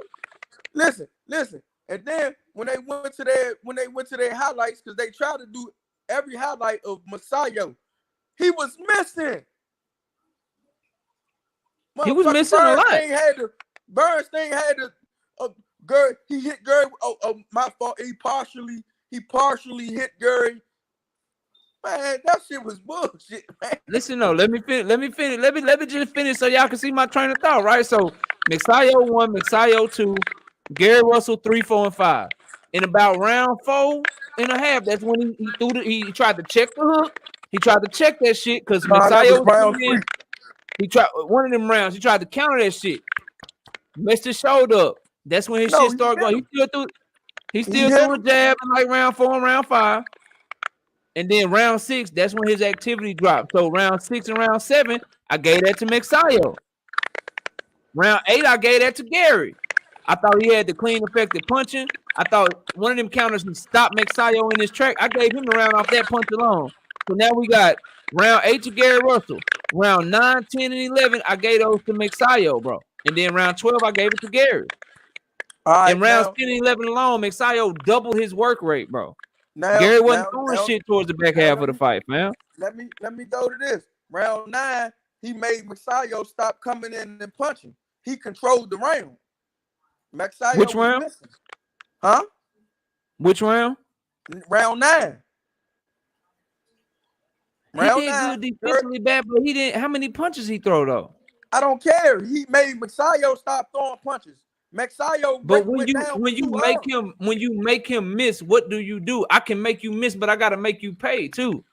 If I get an interception in football, and then I don't score, what good is the interception, bro? I'm If I making play you good miss. defense and I don't do shit with it, what we talking about? I don't have to do shit with the defense because I'm making you miss. I'm making you look like a fool. But you gotta you That's that's in only boxing. part of it. They score defense. But They score defense. You scored But defense. they scored some other shit too, bro. He didn't score no punches, bro. Dog, it's in the amateurs too. You can win the round without throwing a punch, dog. If you make the man miss, you can win the round. That's scoring. But pros don't score that shit like that, bro. You can't. You did.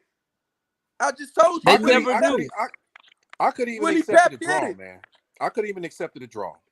Listen, if you accepting a draw, then what you telling me is there's a bunch of swing rounds in there.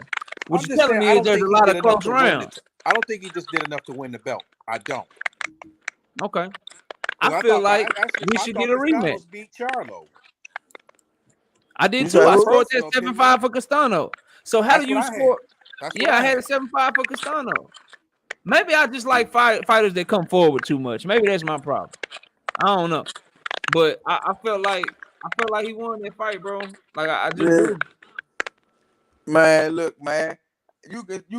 He slowed Misayo down. Misayo kept getting touched with that. How can you get touched with the same fucking punch the whole fucking fight? He showed how. Listen, I go away from that fight knowing without a shadow of a doubt, Gary Russell Jr. is a better fighter. He's a better fighter, bro. There's no way around it. But in that night, that just wasn't his night. He didn't do enough to me, bro.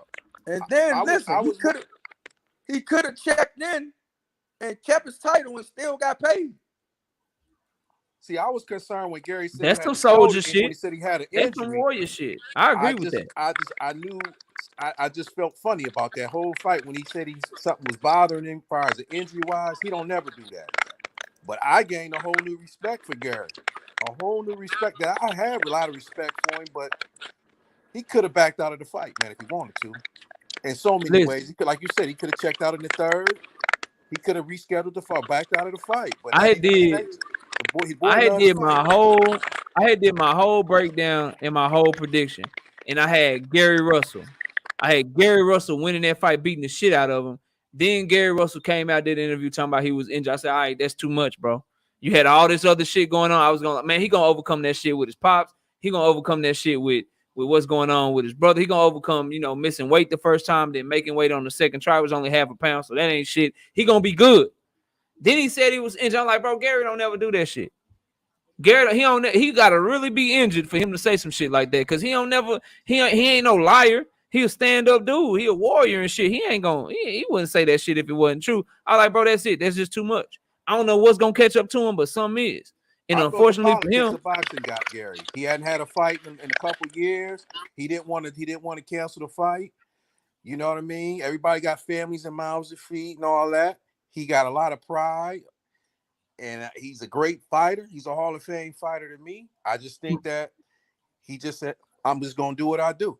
I'm a dog, and I'm gonna fight through it. Who y'all got winning this fight? This super chat. Salute to Southpaw Killer with the $2 in the super chat. It says, so knockout. Who won Rigo versus Casemiro? Who y'all have in that fight? I gave it to Casemiro because Rigo can't take a title like that. You can't take a title like that. I mean, okay, Damon, who you have in that fight?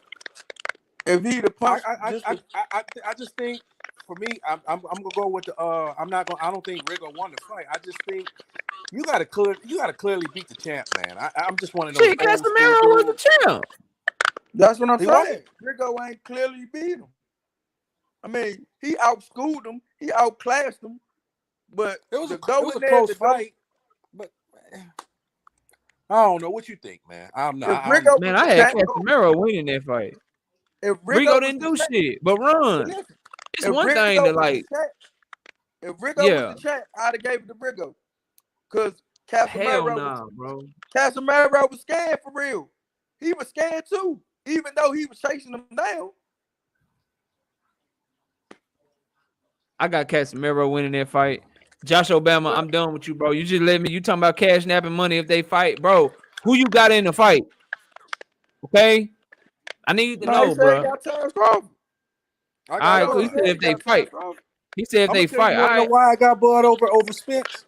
Yeah, let me catch your super chat and we can chop that up for a little bit. Then we'll get our last words. Salute to my brother Xena360 with that $10 in that super chat. He says defense is a part of scoring. So is effective aggression. And Messiah wasn't effective. Ring generalship I also gave to Gary. Clean punches would be Gary too, because Messiah punches weren't clean. I appreciate that $10, but you're wrong. He I'm not just wrong. messing around. I'm just Zenith. I appreciate the support and the love, my brother, man. And Thanks for coming and, through. and listen, I love Listen, the guy. difference is, bro, I wouldn't be mad if they gave that fight to Gary. I wouldn't be giving y'all the pushback y'all giving me, because I feel like it was close. I love Y'all the acting guy like who he just did. lost him, though. Y'all won't even say it was close. No, it But was a listen, close fight, but he didn't do enough to take the title, man. I just don't. I love the Listen, guy if who we did the in the clean punch. Super Bowl, if we in the Super Bowl and I barely beat your team and I kick a field goal at the last second and I win by 1 point, you gonna tell me I didn't do enough to win the Super Bowl because I only beat you by 1 point? Hell no, give me my trophy, bro. What we talking But that about? ain't what Was happened. that a good analogy with boxing, though? That ain't what happened. That ain't what happened. That ain't what I happened. feel you, bro. I feel you, man. He's What supposed somebody to get, asked? What, he's supposed to get Gary out of there, man, with one arm, man. all right, man. I feel y'all, bro. I ain't mad at y'all. Hold on. I think somebody had asked a question about Earl Spence. Oh no. You, Damone, you wanted to tell me why Crawford gonna beat Spence. Go ahead. Yeah. This is why I think he gonna win. I think Bud lives a cleaner lifestyle. I don't care. And I know Errol has had whatever issues he had. I think Blu-ray is a big issue. I thought he was way stronger, in better condition with Blu-ray. I don't know what that situation is, but to me, he was a better fighter with Blu-ray. I think the injuries adding up, the inactivity adding up. What has he fought? What, 2 times in the last 3 years? This will be the second fight in 3 years with Ugas.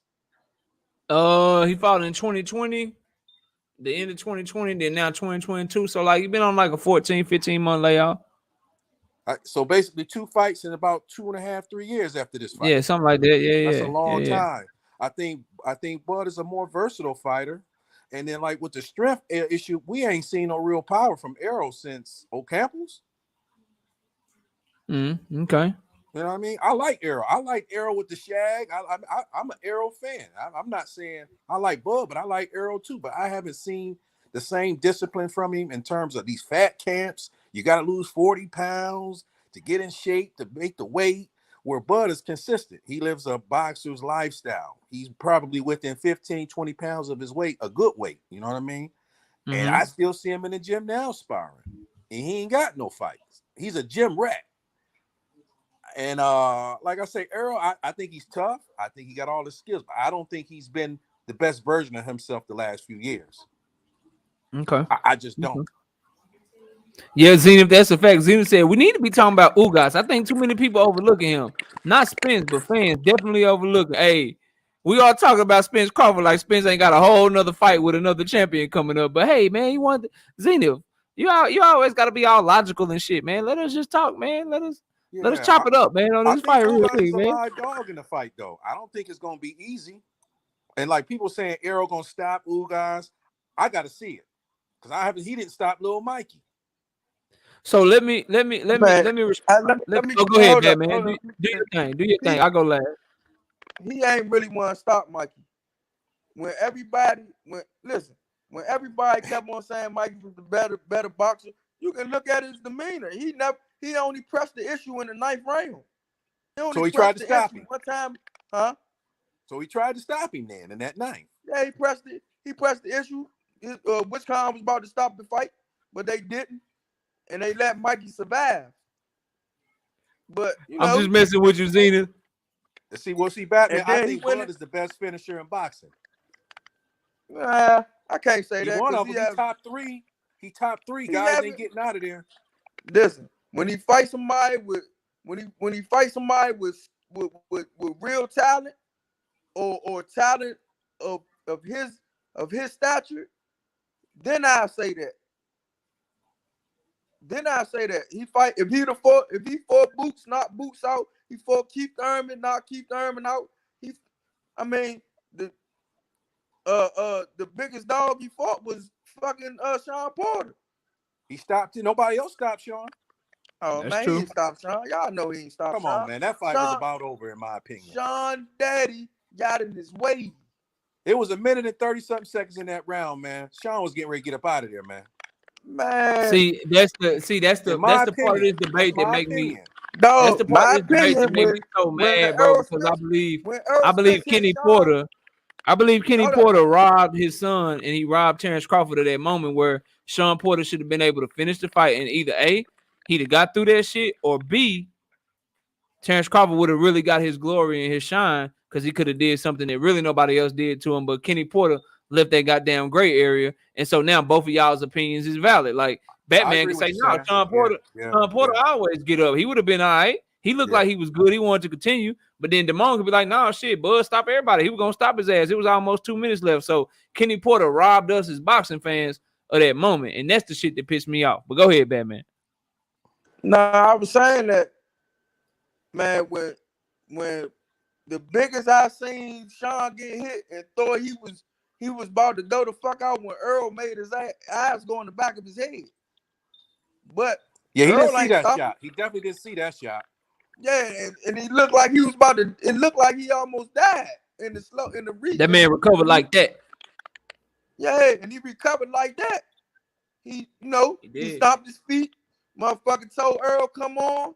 Fake got in the clutch with Earl again. And he looked like he was trying to do the same thing with Bud. He was like, "Man, god damn, come on!" Yeah. And his daddy was like, "Nah, we good." Like, damn, bro, you gotta bet on the 10th round stoppage, Kenny. What the fuck going on, bro? And then the corner man that was with Kenny was trying to get Kenny off the fucking joint. Sean looked like he wanted to say, "You bitch ass nigga, why you stop the fight?" Yeah, Kenny panicked. He panicked. Hey. Damn. But I think Bud stops Lil Mikey. I think he stops Danny too. I don't think he stopped Danny. He died. Let me get.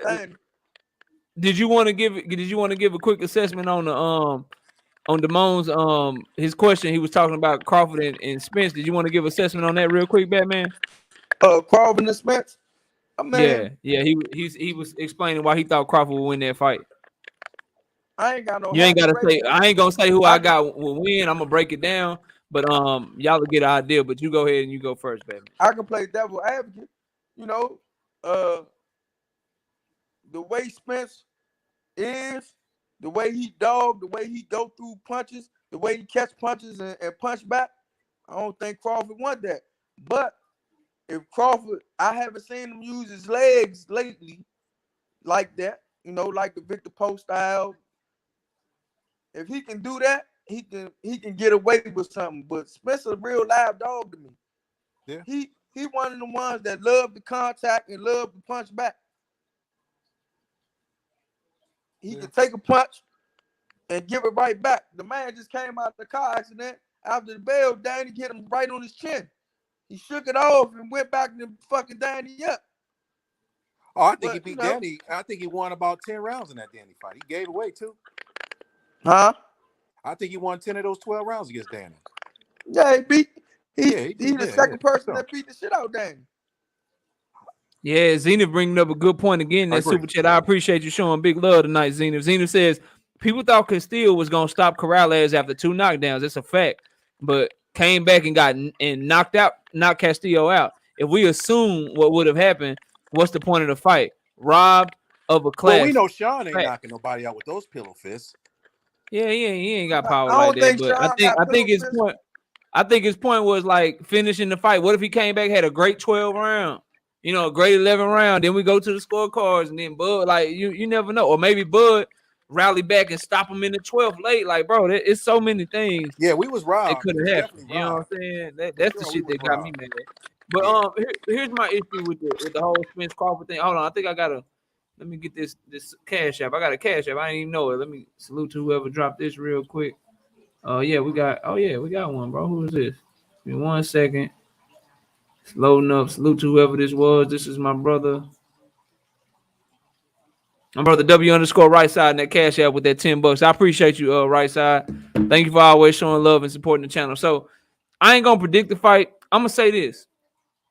Terence Crawford, he'll be more creative and he'll be better offensively than anyone Earl Spence has ever fought. But the issue that Crawford has is whether it's by choice or whether he don't like to, he got an issue fighting on the inside, bro. If you go watch Porter fight, every time Porter got in on him, it was clinch season, bro. He clinching, he trying to push you up off of him because Terence Crawford want to be a back-footed counterpuncher to catch you with his counters and then fire off on your ass from a distance. I mean, he got fucking octopus arms. He got long-ass arms, so he like to fight from a distance. Errol Spence, he working on the inside, bro. He going to the body on the inside. He trying to fight you on the inside. So when Errol Spence get in on Terence Crawford, Crawford and Errol Spence is strong as shit. Crawford ain't going to just be able to grab him and push him up off of him the way he can do them smaller welterweights. So that's one key to the fight. The second key to the fight is the work rate of the two fighters.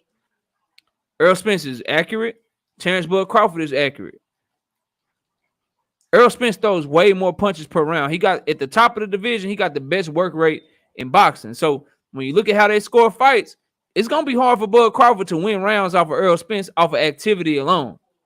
And don't let the activity be some real good body shots in there or a good shot up top and shit. So I believe, honestly, bro, Terence Crawford gotta hurt Errol Spence.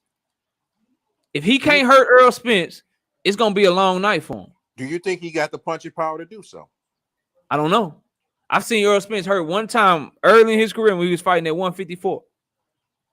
He was fighting at 154. I forget the guy. Yeah. I know exactly the what you're dude's talking about. name. Yeah. But he got hurt one time to me. Other than that, bro, it's one of those things where I don't know if he can get hurt. I just know that out at distance, they about even to me because I don't think Bud is a better southpaw. And people, they talk about his versatility. I think he used to switch a lot more earlier in his career. But if you look at him now, bro, he'll start off orthodox. He'll be getting out boxed for the first round or two. Then he'll switch and be southpaw the whole rest of the fight. You can go watch the last 3 or 4 fights. That's how he fight now. So he gonna be southpaw damn near the whole time. And so, do he got a better jab than Errol Spence? I mean, hey, y'all let me know. Fight adjustments might be a little bit better, probably, but who has been able? And then that's where maybe he's just that master adjuster. But then you got to ask yourself, who's been able to adjust to Spence just yet? And then I think inside, again, I don't know if it's talent. I don't know why it is, but inside, you can clearly go to fights and see Errol Spence where he fight on the inside. He ain't with all that hold and shit. He trying to bring it to your front door. Sure. And you can go clearly look at fights with Terence Crawford where he trying to hold you on the inside. So it's just, I mean, whoever can dictate the tempo, I think if Spence works his way in with the jab, he'll have the advantage because he's the far better body puncher. I think if Terence Crawford can keep it out of the distance, he may have the advantage because he's much more of a creative counter puncher. So I think it's a great fight. And I think that's why people want to see it, man. This is the super fight. That's what makes for a super fight, right? You know, yeah, I agree. I agree with that. But look, man, I gotta run, man. The wife is waiting on me. So y'all get your last words and let's wrap it up. Batman, you go first, man. Let everybody know where to find you. Let us know what what the Russells got coming up, man, and get your last words, bro. Oh yeah, Gary Antoine Russell about to run through this boy Victor Post out, man. You know what I'm saying? He about to show Mr. Devin Haney how to get it done, man. You hear me? Mm-hmm. But man, I hope we get the Errol Spence. You went on mute, bro. I can't hear you. Somebody called my phone. My fault. Somebody called. Oh, there you go. There you go. You good now. I just want to see all these good fights. We about to get Canelo, Charlo. I wanted to be Canelo, Andre, because I think Canelo's scared of Andre. But Gary Russell really won that fight. But I'm still a man of my word, and I ain't even fussing about the bet. I'm still doing my push-ups. That's my man right there. Hey, Batman, one of the realest. Y'all feel me? Batman is my brother. You know what I'm saying? Matter of fact, man, I didn't want to ask. I didn't want to ask Keon then, bro, but because I wanted to ask you, go to one of my videos when you have time, bro. Shoot me an email. I want to get your contact info, bro. I got you. So, yeah, shoot me an email and we can start chopping it up, bro. I just send it all my shit. Yeah. Oh yeah, you did, bro. Yeah, just shoot me your contact info so I can lock you in. But go ahead, bro. But like I said, man, I just want to see the best fight the best, man. Tank Davis, knockout favorite fighter, need to hurry up and fucking fight somebody. You don't like the Rolly fight? You Huh? don't like the Rolly fight, bro? You don't like the Rolly Romero fight, bro? Come on, man. Stop this shit. Knockout, man. Stop You this know shit, I hate man. that fight, bro. Stop. You know I hate that damn fight. I'm just fucking Yeah, with man. you, bro. I mean, Floyd need to stop this shit, man. Let Tank be great, man. That man fighting Rolly, bro. Damn. That shit Man, tough, dog. how the fuck Rolly get a big fight before Gary Russell or Devin Haney or damn, Dog, man, that's crazy. it's so hard because my daughters, they like Tank Davis is the only fighter they watch and they like him so much. They be like, "Why you hating on Tank in your videos? Look, Tank why debating they now. always up on the panel hating on Tank?" I'm like, "Look, he ain't fighting nobody. he just ain't ain't no that baby good. in there, I'm man. about to That's fight because that's the only way I can get y'all to watch it." But Let me ask damn, y'all this, man. When the last time Tank fought a brother, man? shit. He probably never fought a brother. Go look at his resume. I can't recall, man. Bro, hold on. Shit, in sparring? Shit, I don't know. Shit, I don't know, dog. Hold on. Y'all ain't gonna just do Tank Davis like that, man. I gotta No, take I over like Tank, but my daughter's dignity, Latinos. bro. Hold on. He fighting the Latinos, man. He on the Latino tour. Y'all don't get it twisted though. It's Tank Davis versus everybody at 135 for me. Yeah, I see a lot of Cruzes and Barrioses, and then another Cruz, a Gamboa. Does Gamboa count? Is he a brother? Nah, Cuban, Afro Cuban. Okay, he don't count. Nah. All right, we got You a know what I'm Nunez. talking about, man. You know what I'm We talking got a about. Nunez. We got a Ruiz. We got a Yeah, we got a lot of Selyar. those. We got a Fonseca right here. We got a Walsh. No, Walsh, that was a white UK fighter. We got Pedraza. We got Maciez, Godinez, Sanchez, Cruz, Dulay. What about Ricky Dulay? What's Ricky Dulay? That ain't no brother, man. Damn, that's tough. Mora, Almeida, Mirage, Lopez, A Aracho. lot of Lopez and Rodriguez and Martinez. Hold on. I got one. Debut. Hold on, I think I found one. Damn, man. Why y'all ask me that shit, man? God damn. This shit ain't right, bro. Man, he ain't got a picture. I'm gonna say Desi. His name Desi, bro. His name Desi Williams. He was on Tank's pro debut, man. He a brother, bro. I don't care what y'all say. Don't ask. man, that man. Somebody asked me. Been Somebody asked me what his record is. What his record was. That man been fighting Hector in his whole career, man. Tank almost had 30 fights, man. He fought Desi Williams, bro. Man, Tank been fighting Hectors and them all his whole career, man. Oh shit. J.A., you know how we coming. Hold on. J.A. Dixon said I need to look up some Russell's resume. Hold on. Go ahead. He said it might be the same thing, man. Hold up. We about to fight Camaro. We about to fight Victor Style. We about to Gary Russell at 126. It ain't nothing but Migos and shit in the top 10. So damn, Rolling Red said Desi Indian, bro. The other brother was Shakur Stevenson, and when he tried to get Shakur in the ring, that wasn't gonna happen. Nah, Shakur wasn't ready at that time, man. He wasn't ready. All right, so Gary Russell Jr. All right, he got Reyes, Wampash, Muro. He got a Jason Jones. Hold on, I think I already got the one. Jason Jones ain't got no picture though. Jones, man, that's a brother, man. His last name Jones, though. You know what I'm saying? Lopez, Romero, Cano, Delgado, Diaz, Aranda, Pastrana, Villanueva, De Leon, Viloria, Landeros, Meza, Estrada, Miranda, Ruiz, Perez, Castaneda, Gusev, Ruiz, Tamayo, Lomachenko, Christopher Martin. Hold on. Damn, no, not Christopher Martin either. Patrick Highland. Nah, Patrick Highland white. Oh man. He been fighting white or Mexicans, man. It ain't no brothers at 126. At 126, it ain't a lot of brothers at 126. Tank said ain't no brothers at 130, bro. It ain't no brothers at 130. Shakur just got there, bro. Listen, Tank Davis beat everybody from 126 to 135, bro. All the brothers at 147, man. Nah, which car was at 130? Over there at the zone. What's his name? Philly boy. Listen, all right, I'm gonna keep it real, cause I'm really just jostling and playing around. All these dudes ain't fighting each other. So They are pretty much doing the same shit, bro. If But I Tank, can go look Tank at in the Devin Haney gym, resume right no. now. That shit probably look the Tank same, like bro. Canelo. Tank like Canelo. He can Shakur fight fight, whoever bro. he wants to You talk fight, and they like want to Shakur. take the fight. We don't got to go that far Yeah, for that's Shakur. true. You say what? We don't got to go that far to see who Shakur done fought. Yeah, he got Toka Khan Clary and He Jamel fought- Herring. Yeah, I mean, he trying to get the old boy, but he don't want to fight, man. Maybe he trying to clean the system up Valdez? before he signed or something. Yeah, man. I already dropped the video on that. That's what I believe, Demar. I think he like shit. Hold on, if I sign this contract, they gonna start testing and shit. Oh, I They gonna gotta start check that out. testing. I ain't see that. I gotta check that one out then. Yeah, I dropped that shit earlier today. Shakur the truth though, but they all the truth. They just need to fight each other. So Gary Russell Jr. versus Chris Colbert, we'll get what we asking for. Yeah, that's a good fight. Hold on, ain't Rolly kind of a brother, huh? Is he mixed? Nah, that man ain't no brother. He Puerto Rican. Bro, y'all listen. It's a mandatory fight. Yeah, it's a mandatory fight. Man, He ain't that's had no not choice. mandatory. Floyd made that. Listen, Floyd gave Rolly a belt. Come on, man. Stop this shit, man. That's just like, listen, Rolly is 14-0.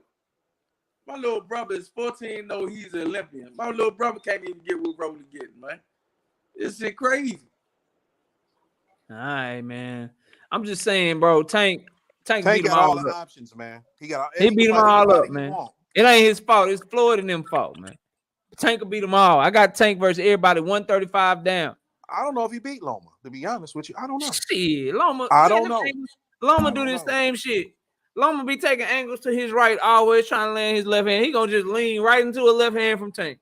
He's gonna lean right into that shit. Tank gonna beat the shit out of him, man. I don't know if he beat Devin either, to be honest. I don't know. Oh no, Devin Haney. Listen, I like Devin.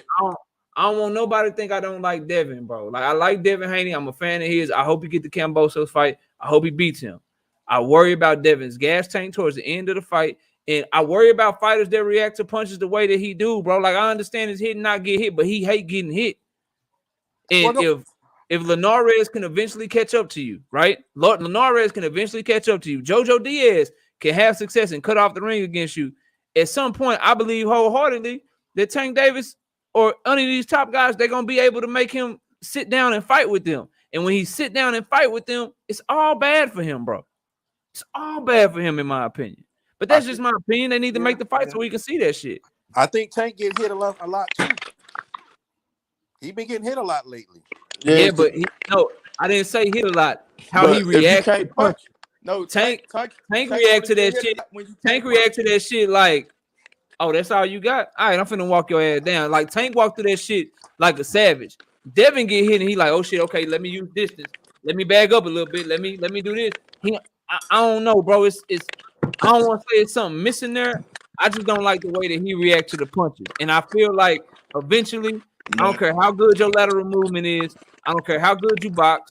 I don't care how fast your hands are. Eventually, you're going to run into that dude that's going to make you sit down and it's going to make you fight, bro. And when they sit down and they make you fight, can you do that shit? And I believe Devin going to have problems with that shit. We don't know. But we won't know until we see the fight. Like we do know.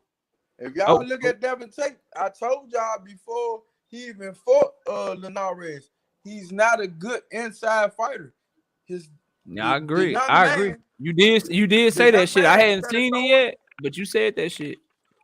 Yeah, I remember that. Instead of throwing his high guard up, he's going to give you this shit with the shoulder and the inside, and you always going to get clipped. See, the shoulder roll is for long punches, for a nigga can angle for long punches. But when you close inside, your shit right here. And when Devin Haney does do it, he be squared off. Look at him. That's how Linares scored. That's true. W_ right side and Bobo want to see Devin Haney versus Frank Martin. Man, y'all don't want to see that shit, man. Y'all trying to get that boy beat, man. Y'all don't want to see that shit, man. That's man down, bro. You train right here in Dallas, Texas, bro. Like, y'all don't want to see that shit. I ain't gonna lie. If Tank fought Loma, man, I'm taking Loma, man. Shit, we can bet another 100 push-ups. That's think cool. It's a close fight, but I like Loma. Loma can box, man. I think. And bro, go watch. He can box, but that shit done got repetitive, bro. Like people are on to that whole angle. Like all them angles they tell you that he got, bro. Really go watch him. He really taking one angle. He dipping off to his right, shuffling his feet to his right, trying to throw that straight left hand. And then he's trying to throw a 2-1-2, trying to throw the straight left hand with a little jab over the top of your guard if you a southpaw. I mean, if you're an orthodox fighter. When you fighting a southpaw and you take that angle to your right to try to land your left like Loma love to do, you going right to Tank counter uppercut. You going right to his left hook. Like that shit, it's just a bad matchup for Loma, in my opinion. I got a question. Has Tank been ducking Loma? I think so. Because Loma been calling him out. I don't think he ducking nobody, bro. I think he being used by Floyd and Leonard and Steven Espinoza. No, I think he was ducking him at first, but now I think he was ducking that boy, man. They don't want to put him out. They must not be confident. They ain't putting him in there with him. It's something. They selfish. Let me catch your super chat, and I'm gonna tell you what I mean by that. Zenith36 says 99% of Tank resume at 130. Most of Ryan, T.O., Haney, Rolly opponents are non-black fighters. It's because lower weights have more Latinos and non-black fighters. Not many black men making 135 or less. I feel that. You know, we 147, 154, 160. That's usually where we at. The reason I say they selfish because they want to keep the money coming in. So why I don't know if they don't believe in Tank, but it's more so like shit. We trying to get this for show money. We don't want nothing to mess up the gravy train. So we trying to keep this money coming in. So they gonna buy. Leonard told you he believed that people gonna buy Tank fights anyway. Like, bro, but I'm glad what happened was they saw that shit with Isak Pitbull Cruz didn't go how they thought it was gonna go. So maybe now we'll start getting the fights we want. The only reason I'll be okay if he fight Rolly is if somehow, bro, he fights 3 times this year. Like, if he gets rid of Rolly early and he don't take no punishment, I need to see him in the ring 3 times because this is a throwaway fight to me. It's a bullshit fight, man. I can't. I ain't no trying to make you pay for it. Yeah, that's facts. St. Louis, that's what I'm saying. See, we on the same page. I got Loma running smack dab into a power left from Tank. Yeah, like, bro, that shit, like, man, listen. We saw, like, you know how bad that Teofimo Lopez loss look right now for Loma? But we got to see it. That's a bad loss. I still want to see it. Got to see it, man. Facts. We all want to see that shit. Fights. We all want to see that shit. I don't. I would pay. That's none of these dudes. That's just like we predict this Earl and Crawford. We gotta see it because it don't probably go down. That shit, yeah. Hey, knockout. I'll pay for Loma and Tank. I'll pay $80 for that fight. $85, $90 for that fight. I pay for all that shit because I got to cover it. I got to give y'all the breakdowns on Sunday and shit. But I feel you as a boxing fan, this shit don't be worth the money. Like I hate that I gotta pay this money for this damn Keith Thurman and fucking Mario Barrio. I'm not gonna do it. I ain't gonna be able to do it. If you ain't gonna do it, go check out KQKC. He gonna be calling the fight, so you can still keep up with the fight if you want to keep up with the fight. But go ahead and get your last words, Damone. I'm gonna get my last words, and we gonna wrap it up, bro. I gotta run. Hey man, it was a pleasure, man. You know what I mean. I've been following you for a minute, and you know, you're one of the more objective people out here with the whole Spence Crawford thing. You seem like you're a boxing fan over a fighter. You know what I mean? Boxing over any fighter. Just enjoyed it, man. Just out here, just chopping it up, man. That's it. Last things about that power. The sparring partner with Spence was saying that his power is, I guess, is stronger than he's ever had, right? Or he's felt in a while. I just hope when he cutting that weight, he maintain it. He already, bro. We in the city. He already, listen, Damone. He already like 155, 160. We good, bro. Cause see, I want Spence to win. He good. I like Ugas as a person, but I want Spence in Crawford. I don't want Ugas in Crawford. I want Spence. Listen, all Crawford got to do is when Spence come knock on the door, just answer the door, bro. I hope the man ain't lying. The man ain't lying one time. Bud gonna be at the fight, man. Bud gonna be at that fight. Nah, he ain't going to that fight. He gonna be at that fight. If it's in Dallas, he ain't coming back here. I believe he gonna. He ain't come back here. We ran. They ran him out last time he came through here. Bernie been talking too greasy. They ain't going down there. Bro, listen. Dallas don't like this. The city, bro. Like Batman. No, like the city. It's a city, bro. It's different. Like you talking like that and shit. Like not me, cause shit. I'm just a content creator, but. People gonna be like, yo, what's up? They was like that the last time he came. You like they be remembering what you say, bro. And it's a city, like no disrespect to Omaha, but Omaha is like it's like a suburb in Dallas. It ain't it's big. a Like, small town. Yeah, it's small different. town city. It's Yeah. people carry it a little bit different in Dallas, Texas, bro. You can't just say no shit like that and then show up to the fight with all this people in the crowd thinking that, you know what I'm saying, they ain't gonna check your temperature. But let me last thing, I'm gonna let y'all go. In all honesty, I ain't really never heard Errol really be too disrespectful to Bud and vice versa. Bud's not really, he don't really say nothing about Errol. It ain't Bud. I'm talking about Bernie and them, bro. Yeah, it ain't Bud. It's the people around him. You know what I'm saying? Like if you got people around, and then if you remember, and then I'll give my last word. If you remember in a face-to-face confrontation, you saw how Earl Spencer's people back in the day when they was at the Maurice Hooker fight, Earl Spencer's his people around him weren't saying shit. They was quiet. They were letting Earl and Bud speak.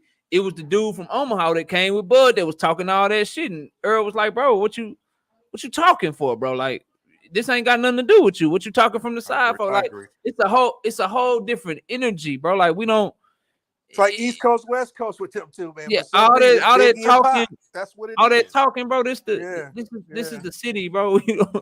It don't ride like that. It's too many. It's beef in the city. Like y'all know who what's his name, bro? Damn, the rapper Mo3. Y'all know who Mo3 is? Yeah, bro. It's different out here, bro. Like, it's not. They not playing games with that shit, man. They gonna make you stand on that shit. And so Bernie and them, bro, just please stay in Omaha, bro.